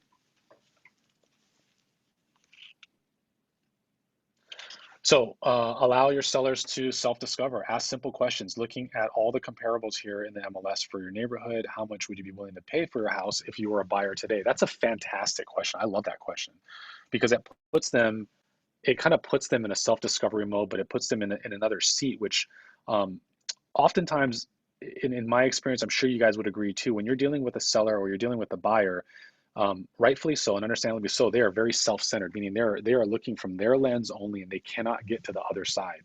And helping them to at least open that perspective up to what it looks like on the other side gives you an advantage, because then you can create some clarity as to what to expect on both sides of things. And so that's a fantastic question. Given what I've shown you about the market, what do you think your house will sell for? I think that's great. That's more of to me, a temperature check question, because you're kind of asking that question to see, is anything that you've said thus far resonating and sinking in? Because if they're still stuck with pricing at 20% above the market, then you haven't accomplished anything as an agent, or in that consultation at least. Look, what do you need to do? What you think that you need to do? Here are some numbers. So you kind of want to go through all the stats and the numbers with them as well. I actually go through all the MLS. So I'll pull up the stats in their neighborhood, and I'll pull up the photos as well. And I'll ask them, if you were a buyer, how much, without showing them the price, what would you pay for this? What would you pay for this? What would you pay for this? What I'm trying to help them get to as well is I'm trying to help set the stage for what properties might be comparable to theirs, as well as what homes might be worth a little bit more than theirs. And I'm having them, I'm asking questions so that they arrive at that same conclusion, so that subconsciously I'm bringing their price back down to what's more realistic. So there's different techniques that you can use, but that to me has been a good one to show them their neighbors' properties, comparable properties, but without showing them the actual price that it's either listed for or what it's already closed for. Tale of two markets. The seller's market, obviously there's graphs for this.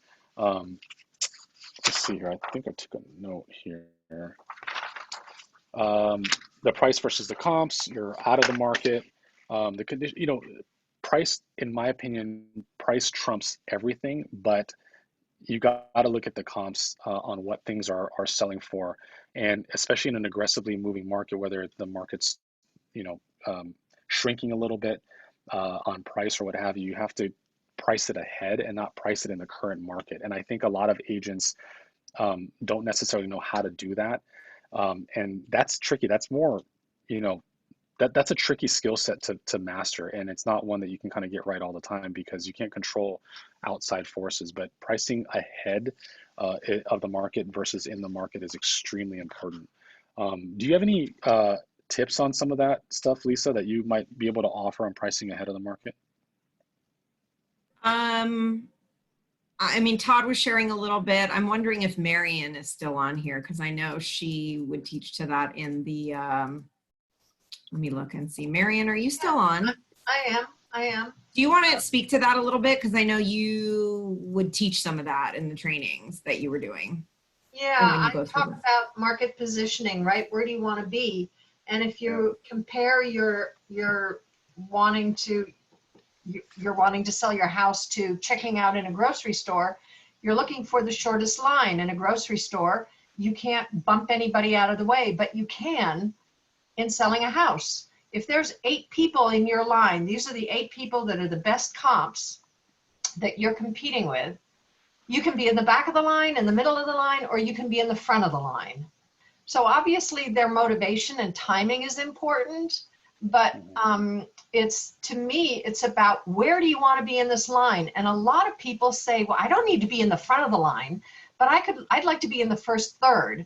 Well, that tells me right there where we need to price. So once I get their agreement on, where do you want to position yourself, then it becomes easier to stick to that and to 2 weeks later, 3 weeks later, 4 weeks later, whatever it is, when there's new houses that come on the market, say, we need to adjust. We're no longer in the top third.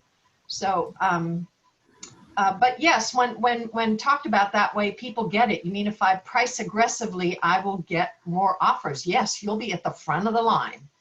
You want to get an offer fast? That's where you need to be. Yeah, I love those analogies, and it helps push people in the right direction. I mean, another thing that I've done as a strategy that's worked really well in the past, it kind of goes with this chart, but not specifically, is giving them 3 options. So we talk about giving people options, right? Usually you give people 3 options. It's a huge sales tactic. And if you give them 3, they're going to pick one. And you can kind of guide them in the right direction by doing that, depending on where you put the choice that you think is best for them to select, that's in their best interest. And it's completely tied to days on market. So it'll be, okay, price point, range, here's 3 options, pricing here within the range that's fair market though, typically, right? Although you're gonna have the lower range and the higher range depending on what, who's in the line, like Marion said. And then you give the 3 options. You say, here's where it is, and based on what you want, like here's days on market, here's price point based on what the days on market that you want, and you give them the 3 options, and they pick it. And usually that helps me guide them into this pocket. I think, especially Marion's analogy, I like the analogy of having, like, you're in line in a grocery store.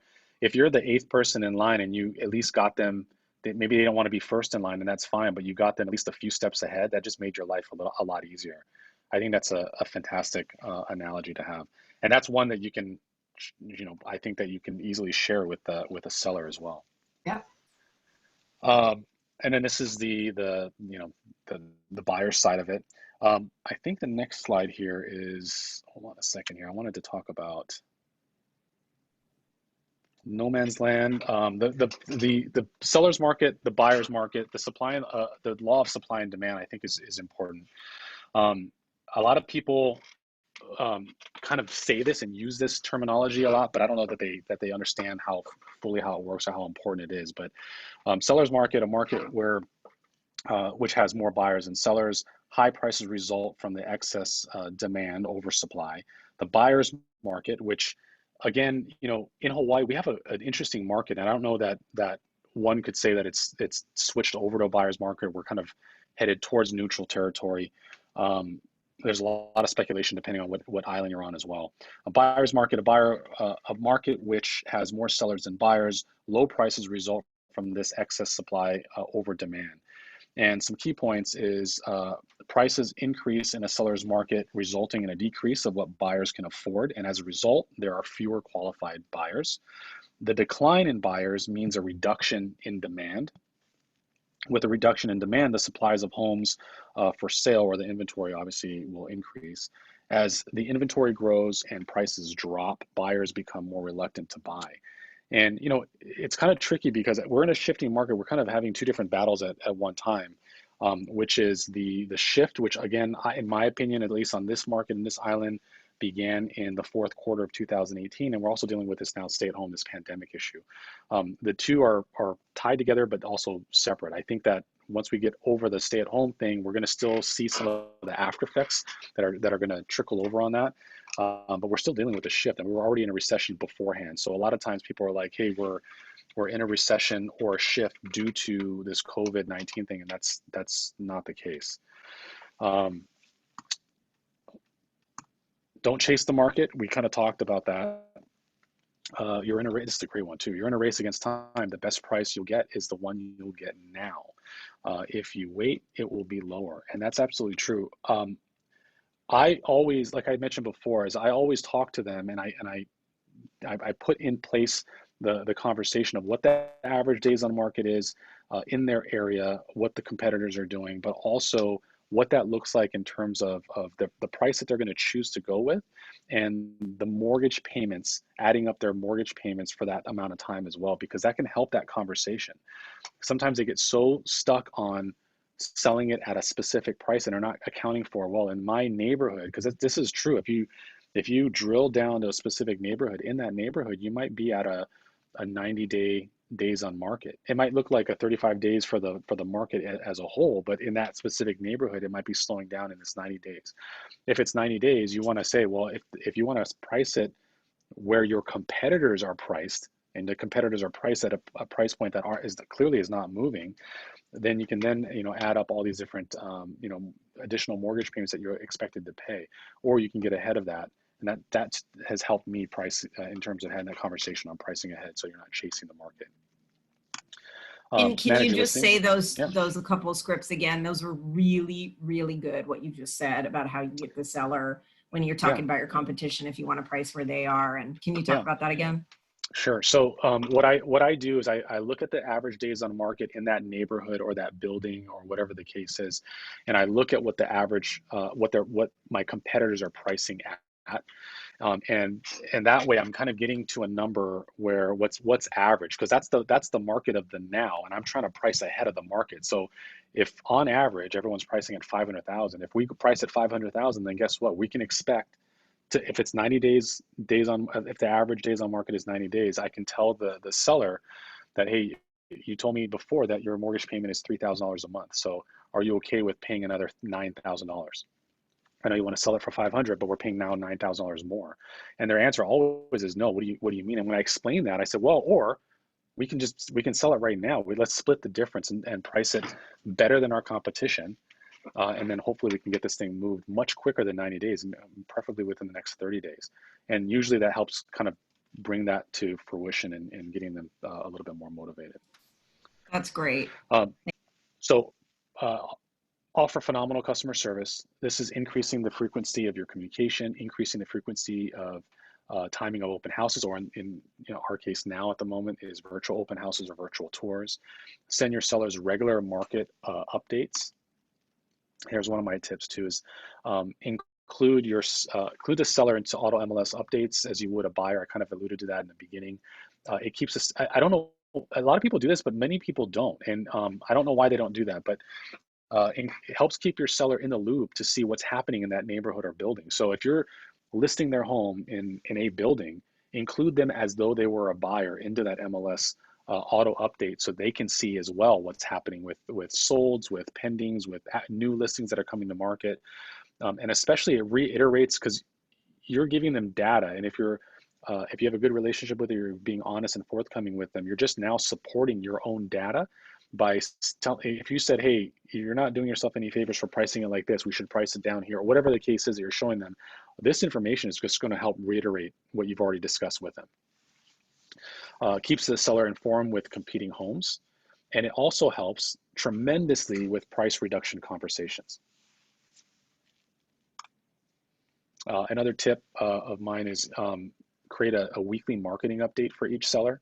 When I do that, I include everything that we did for the property. So whether it's open houses, or in this case, virtual open houses, e-blasts. So you know how title companies and escrow companies can do e-blasts for you? What I do is I have them do a bunch of different marketing things that they typically do for free, but that still counts as marketing. Do a screenshot of it and incorporate that into a weekly report. Virtual open houses, you can have a link, incorporate that into the weekly report. Photos that you're doing or whatever it is, include that. Links to different landing pages or updates that you've done, include that. I also include any kind of showing time data. So if you show in a week's time, if you've shown the property, the property's been shown 7 times or whatever the case is, include that information on there as well. I think I have this on the next page too, but the hit counters on MLS. I don't know for Maui or Kauai or the Big Island how that is. I know that they have something like that. You guys can find that. I include reverse prospecting, all that information. Not the agents, but all the number of people that are showing up on reverse prospecting and what we're doing, as well as, which is super important, I include agent feedback and buyer feedback. And if on showing time, there's a survey that you can send out that asks the people what their feedback is. If they don't respond with it, I call, because it's still an opportunity to create a relationship with another agent, which you always want.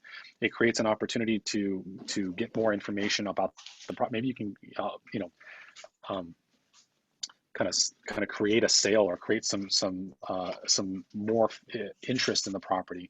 But also, you really want to go after the feedback, whether good, bad, or otherwise. I want that information because I want to pass that over to the seller. And Chad, what this does for yes, sir.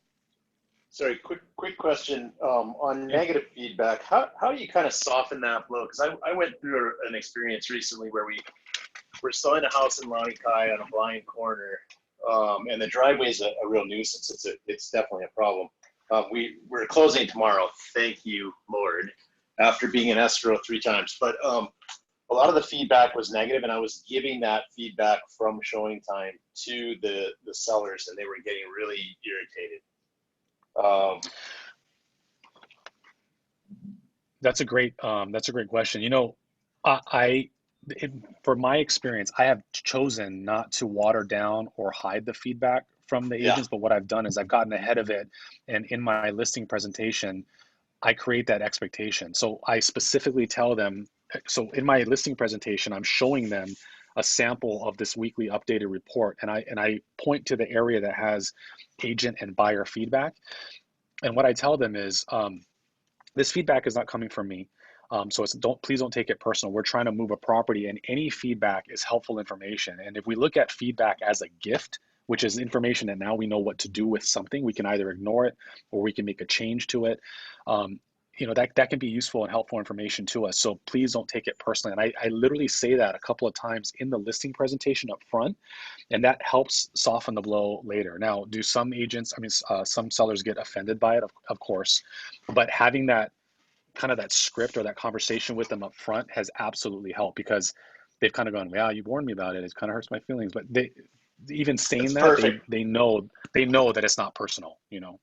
Thank you. Love that.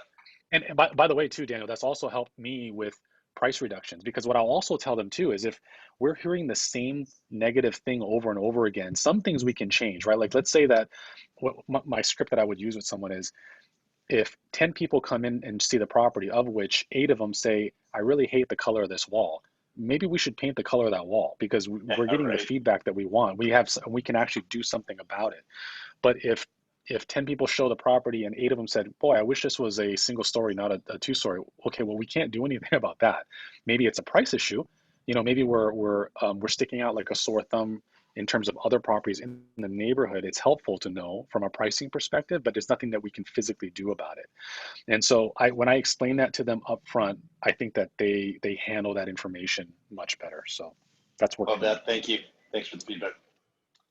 So the hit counter on Oahu, Daniel knows this, other people in our market know this as well, but I use, or some people may not, but I use this and it's really helpful information for me. And what I do, this is just an example of one, right? So when you select hit counters, it tells you the number of portals that a property is falling into and how many clients are viewing them, how many of them have selected it as a favorite, how many selected it as a possibility, and so on and so forth. And why that's important to know is you can see like just these are two of them that are entirely different.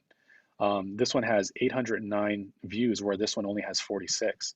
And in this price point, there's a reason why. So not to get into what the reasons or the hindrances in each of those properties are, but this is more of an example where I kind of pull this line data out and I put it on a different spreadsheet, and I'm including that in my weekly updates to the client. And this is, to me, honestly, this is tremendously helpful information for them, because sellers tend to think if you're not communicating with them, they tend to think you're not doing anything. And let's say that for a week or two, which happens sometimes, there may not be any showing requests. And if it's an owner occupied property and no one's seeing their like showing the property or seeing the property, they think that my agent's not doing anything. Well, this is a way for you to show that you are doing something, meaning the efforts that you have, whether it be on MLS or the marketing efforts or whatever it is, it's driving them here. Now, the way that this differs from like a Zillow, because Zillow has something similar too. Like when you pull up on Zillow, by the way, Zillow, as everyone knows on this call, is 60% accurate at best, but Zillow has something like that too, like how many times your property has been viewed.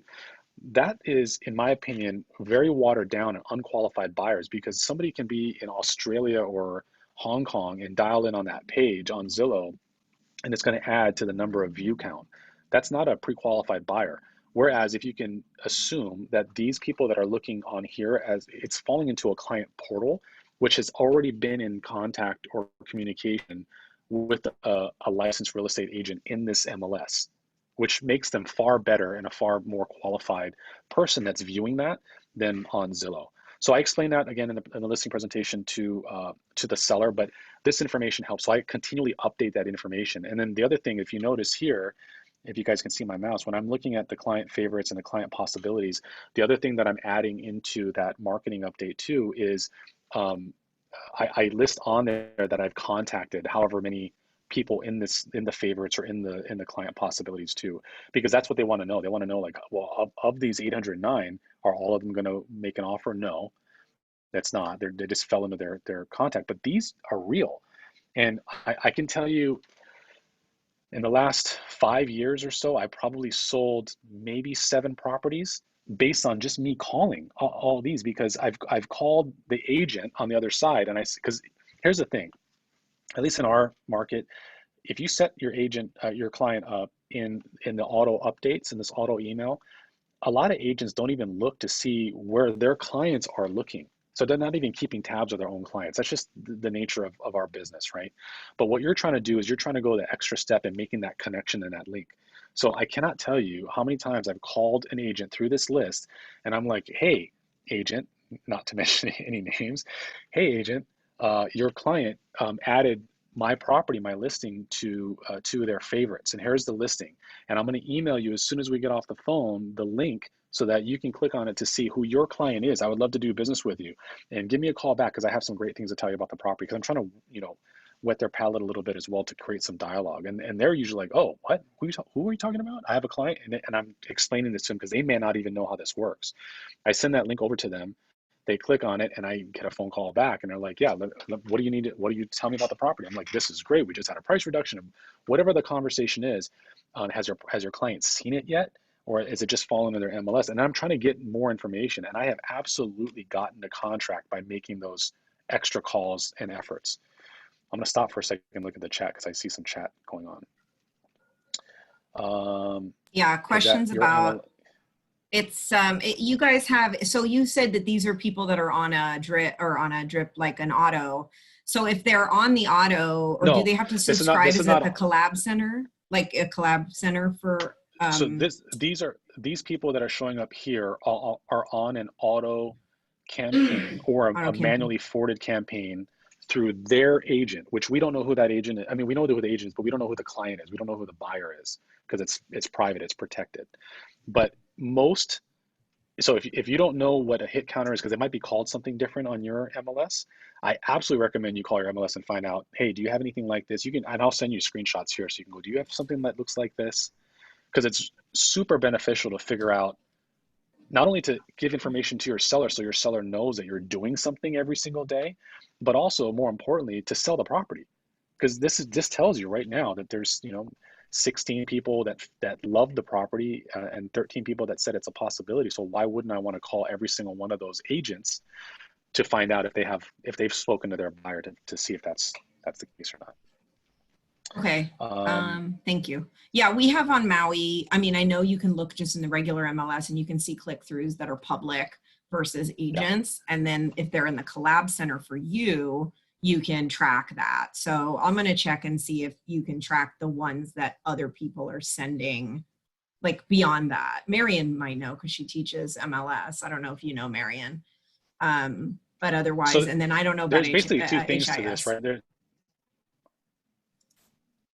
There's two things to that. Is this is used for, number one, to keep information to the seller, because information is key, and sellers value information, and they feel like you're doing the seller a service by showing this information to them. Because I can tell you right now, agents do not do this for the most part, provide this kind of data points and reporting and that kind of thing. So you're already going to be a step ahead of that. And then more importantly, then from the marketing perspective, you can actually try to sell that property in doing so. This is just to chime in. Yeah.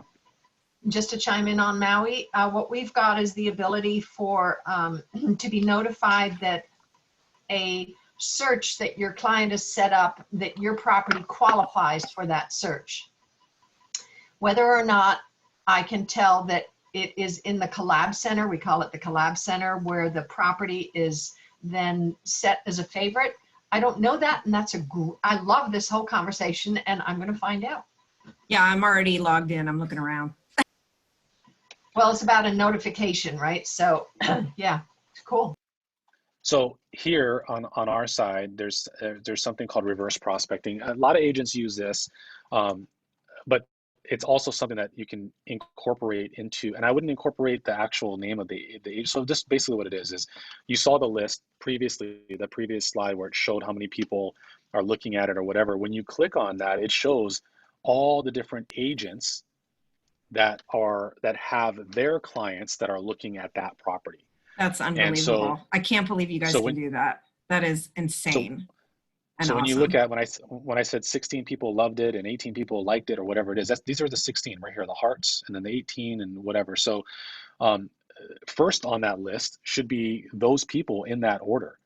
And you should call them and go, hey, you have somebody that meets this criteria. Do you know who that is? Let's talk, let's do business, whatever the case is. So not only should you use this to try to sell your property, and like I said before, is the days of sticking a sign out front and just putting on the MLS are over. You got to do extra stuff. And these are the kinds of extra stuff that you should be doing. And every MLS is a little bit different, as Lisa and Marion were alluding to, that you might not have the same exact tools, but I guarantee you have something that you can creatively put together to get ahead of your competition, to provide a better service and so forth. So get price reductions, overpriced listings. There are very few overpriced listings that are too overpriced to take. If you take overpriced listings, 3 elements will help you get the right price: time, strengthening your relationship, market statistics. Like I said, I try personally not to take overpriced listings if it's a little bit above, because you can't just say that your property's worth $417,500. That's almost impossible for an agent to kind of nail like that. We're not licensed appraisers, but we can kind of give a range based upon the data that we're seeing. And in that range, in that bucket of that price point that you're talking to your client about, if they're kind of on the higher end of that or a little bit outside of where your comfort zone is, but close, I mean, maybe have in the listing paperwork, the listing agreement that you're doing, maybe have in there built in some scheduled price reductions. Hey, Mr. Seller, we'll list it at this price, but if we don't have an offer within 10 days, you're agreeing to lower it by X amount or whatever the case is, so that, would you be comfortable with that? And if they say absolutely not, then that you probably don't want to take the listing, because they're not gonna be realistic with you in the beginning. They're probably not going to be realistic later. But that's something that I've used many times to build in that scheduled price reduction. So Chad, Carol Ann's Yes. just asking about reverse prospecting. I think maybe now, Carol Ann, it makes more sense in what he was explaining, where you're not picking up the phone and prospecting out looking for people who might be interested in the listing. What Chad's doing is pulling stats and seeing who already has a connection or already expressed interest by either clicking on something or providing that to a client, right, Chad? So in a sense, that's why you're reverse prospecting, because these people have already maybe shown some interest and you're calling those lists. The buyers have shown an interest, and those buyers, while it's private and protected information, it does show the agent who represents them. And so I'm reaching out to that agent because, like I said, I mean, I'm not even kidding when I say like 9 out of 10 times, maybe, 19 out of 20 times, that agent that I'm calling has no idea that their own client is even interested in this property. So I'm trying to make that, like, that connection, which you think that they should already have, but I'm trying to make that connection for them. Do you let them know that you saw that their client might be interested? I mean, do you mention that? Yeah. What's the conversation? Let me back up. So here's what oh my gosh, how far back did I go here? Oh, I went backwards. Sorry. 1 second. 1, 4, 2, 4. Okay. So so this is all how our system works, which is is going to be different, right, in every MLS system. But our system works in that if I click on this, like if I'm actually looking at my computer and I click on this, it's going to automatically generate an email with a certain reference number. So this agent, Rachel Daniel, all she has to do is just click on the link and she sees her own client, which I do not see. So what my script basically is, hey, Rachel, this is Chad with Keller Williams. I just wanted to give you a call. I have great news. One of your clients through the MLS had loved my listing. I would love to do business with you. And if you don't mind, I'm going to email you this right now. Are you in front of your computer? And usually the answer is, yeah, I'm on my phone or whatever. Let me email this to you. I just want you to click on it real quick. And then so that we can have a conversation about maybe setting up a showing and getting this thing into escrow. And also I have some great information about the property, whatever that might be. And so I'll email Rachel. I'm like, hey, Rachel, let me know when you got it. And she clicks on it and I go, you don't have to tell me your client's name, but I just want to make sure, are you familiar with who that client is? And she goes, oh yeah. Have you seen this property before? Do you know if they've come to one of my open houses yet?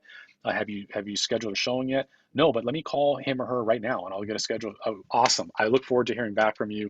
It's super easy to see, or we're having open house, blah, blah. I'm literally trying to I'm basically doing her job, walking it through, but I want to sell that property. So I'm coming like very service oriented. And plus, when you do it the right way, what I've found is that other agent on the other side, when you're doing it like that, really does want to work with you, because they're like, my goodness, this agent's on top of it, as opposed to some agents that are just difficult to work with. You don't come across like that at all when you approach. Well, you're helping them get the deal. They may not have the deal otherwise. They may not have known or talked to the client about that property. So that's a big difference when you talk about a fine line about what you do that's different than other people and how you maybe push a listing forward to get into contract. It's just a very good example. Just to chat box real quick, and then I know we're running out of time here. Daniel said, just wrote a scheduled price reduction and was super helpful. I always tie dates to the reduction. Yeah, cool. That was something you talked about, I think, earlier. And then Levette says HIS has something to notify the listing agent. Their listing matches an agent's search criteria. Listing agent can send an email. Carol Ann says she lets the agents know, but they don't respond. That's sometimes there's only so much you can control, but you can keep pushing them. Okay, that's it for chat box. Okay. Auction your listings. Create desire for your listings by marketing well-priced and staged properties that's coming soon. I'm a huge fan of the coming soon. Our MLS kind of changed some of the rules on coming soon and how you use it. So the first thing I would say is just make sure that how you go about your coming soon campaigns, make sure that it aligns properly with your own MLS rules and guidelines so you don't get fined. Is what I'm putting my big hat on when I say that. Establish correct market price, have property inspected and staged, put up coming soon yard signs with date of the MLS opening, wait a week to 10 days without showing the house, announce the opening and sell the house. So what that does is it creates anticipation. especially if you are announcing that the first open or the first opportunity to show the property is whatever 10 days out. You're kind of creating anticipation for that. That has worked in the past. It definitely works, I think, in a seller's market. It's not going to be as effective in a buyer's market, in my opinion, at least here. But it doesn't mean that you shouldn't try it or you should avoid it. Coming soon in our market on Oahu allows you the opportunity to do that, but you cannot show the property or accept offers on a property in our market on our MLS in coming soon status. It has to be an active status in order for you to do that. So like I said, check with your own MLS first. Offer seller concessions. Learn about the seller concessions and real estate financing concepts and create competitive edge. Here's the thing I would say about this in terms of seller concessions or seller financing or what have you is typically, I have not seen that much in Hawaii's market. I think that goes to show how strong Hawaii's market is. It doesn't mean that it's impossible or you won't see it at all, but where you see it often is in other markets, especially ones that are priced a lot less. The price points are a lot less. It's likely they might have a free and clear mortgage, or it might be a heavy buyer's market. Buyer's markets are typically where seller financing shows up, and seller's market is, you don't really see it often at all. But I have been creative in certain things too, where if you want to move a property, you can certainly tell the seller that instead of a price reduction, maybe you're going to offer a bonus. So I've done that before too. So if it's 2.5% commission for the buyer, if you do the math, maybe I'm giving an example. So you could go with a price reduction of $30,000, but you can also give an extra $10,000 to the buyer. If they give you a full priced offer or an accepted offer within a certain price point, on top of the 2.5%, you're also going to give them another $10,000 or something like that. I've done that to success, and you can market the heck out of that. So I tell the sellers too that every kind of special incentive, concession, or price adjustment, I remarket. I remarket as though it's kind of a new listing all over again. And that simply means that you're doing e-blast, you're calling your database. And by the way, speaking of calling your database, as having ran a team or had a team as well, it's always a good time to call your sphere, and not that you're selling them, that person that you're calling this specific listing, but you can call them multiple times because it's a brand new call. Like, hey, as you know, and you're doing a couple of things. You're trying to find a buyer for this home, but you're also letting them know all the things that you do when you list a home. And that goes to all the special things as well. So he may not be selling a property today, but he may be selling a property a year from now. And what the call is, hey, as you know, I do everything I can to try to sell a property. And one of the calls that I'm making is to find out, I have a listing that's coming up in wherever neighborhood or whatever street it is. Just curious to know, do you know a buyer that might be interested in buying that property? And of course, the answer that you'd like to hear is, oh, yes, I have such and such. And of course, you get that number and you make that call. But what you're also doing to that sphere as well is you're letting that seller know that when the time is right for them to sell, this guy's going to go above and beyond because he's calling everybody to try to figure out if he can find a buyer. So you're kind of, it's the mind share equals market share concept as well. So you might not get that listing right now, but I guarantee you a year or 2 years or whatever time frame that person's looking to sell, he's going to call you first. There may be no single factor more important in getting a home sold than its price. Like I said, price to me trumps everything. One thing, interestingly though, is in the mainland, I can't say this as I could here. Here I could say I can sell for the most part, so long as it's priced the right way, I can sell any home. You can have a hole in the roof. It could have 2 walls instead of 4 walls. I can generally sell it so long as the price matches the condition. You can't say that in the mainland because there are areas in the mainland there you drive down a street and every 7 houses that you drive past is completely boarded up, and it's been boarded up for 15 years. So there are areas that you cannot sell a home. And fortunately in Hawaii, at least on Oahu anyways, we don't have that issue. So, but nonetheless, price trumps everything else. Your local expertise and market knowledge are key to getting your sellers to price their homes to sell. That's absolutely true. Let the numbers do the heavy lifting. Arm yourself with the facts and figures to use formulas and graphs to explain the current market to your sellers. And some of those graphs and reports, like the TMO report, the Total Market Overview report, is things that I use frequently. Action plan. I would say for anyone who's on today, and again, thank you for sticking with this. And I know we're about out of time, but I would absolutely say that you should put together your steps of what you think that you might, and hopefully I've imparted something that you can use. And I would say that to put some sort of action plan of what you can incorporate into your own either listing presentation, your listing packet, or your action items of what you do with the current listing that could make you better and make you more competitive and make you stick out or stand out to your competition. There's a lot of other shift classes that are coming up. I don't know who's teaching the next one. I forgot who's teaching the next one, but who, do you know, Lisa, do you have it up on hand? No, I Oh, have it's to you. check. I think Am it's I? you. Which one is it? I don't, those aren't in order. So I have to It's not check in order, and but see. I think it's seller staging strategies. I believe that's you. Oh, okay. Yeah. And I have a special guest for that Yeah, who's a that's awesome. master state. Yeah. Yeah. You simply need to pick up the results you want and match the efforts those results require. I love that saying. All right, ladies and gentlemen, I appreciate you sticking with me. And let's see, let's open up the chat. Anything that you need me to go over, or any questions for Lisa or Marian or? There are some questions. I'd love to hear a couple of ahas, and then maybe Chad, if you want to stick on and answer some questions. Sure, sure. But a couple of ahas before we go, for sure. Who's got their top takeaway to share? I think the hit counter was the top one for me. You know, reverse prospecting has always been something that I was curious as to what the real advantage was, and obviously haven't understood it until today. Thanks, Jeff. Yeah, Huge. you're welcome. My pleasure. What else? One more.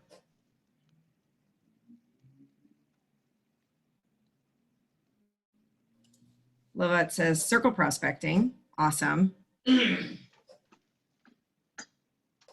Okay, Chad, why don't you answer some of the questions on the chat box? If you scroll up a little, there were a couple questions. Okay. And thank you. Chad, I have a question regarding the that hit report you're talking about. Is that something that you pull up from MLS directly?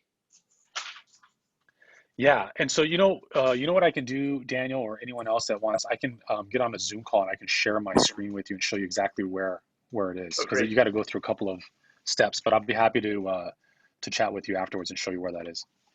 Appreciate that.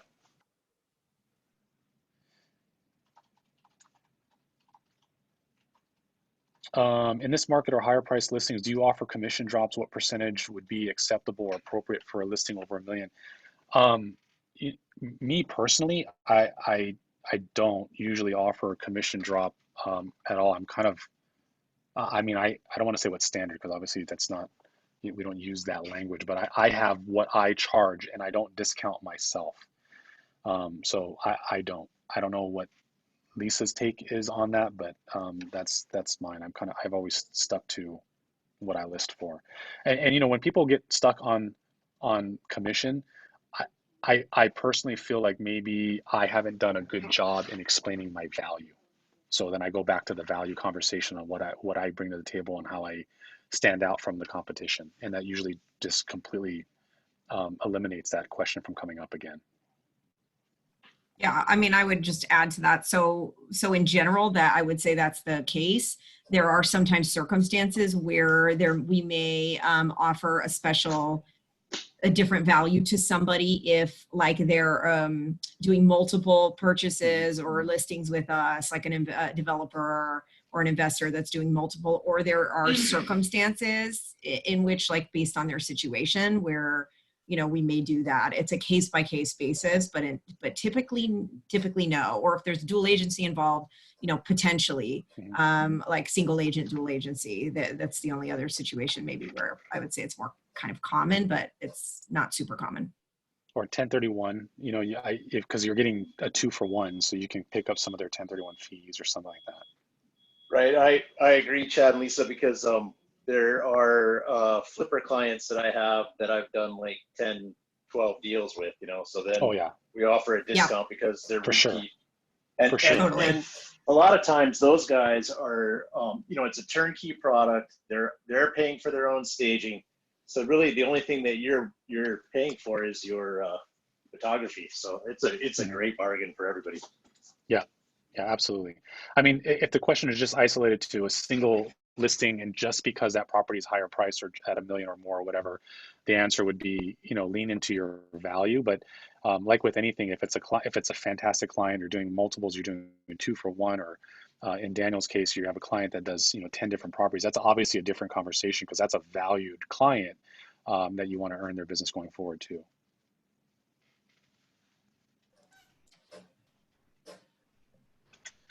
Okay.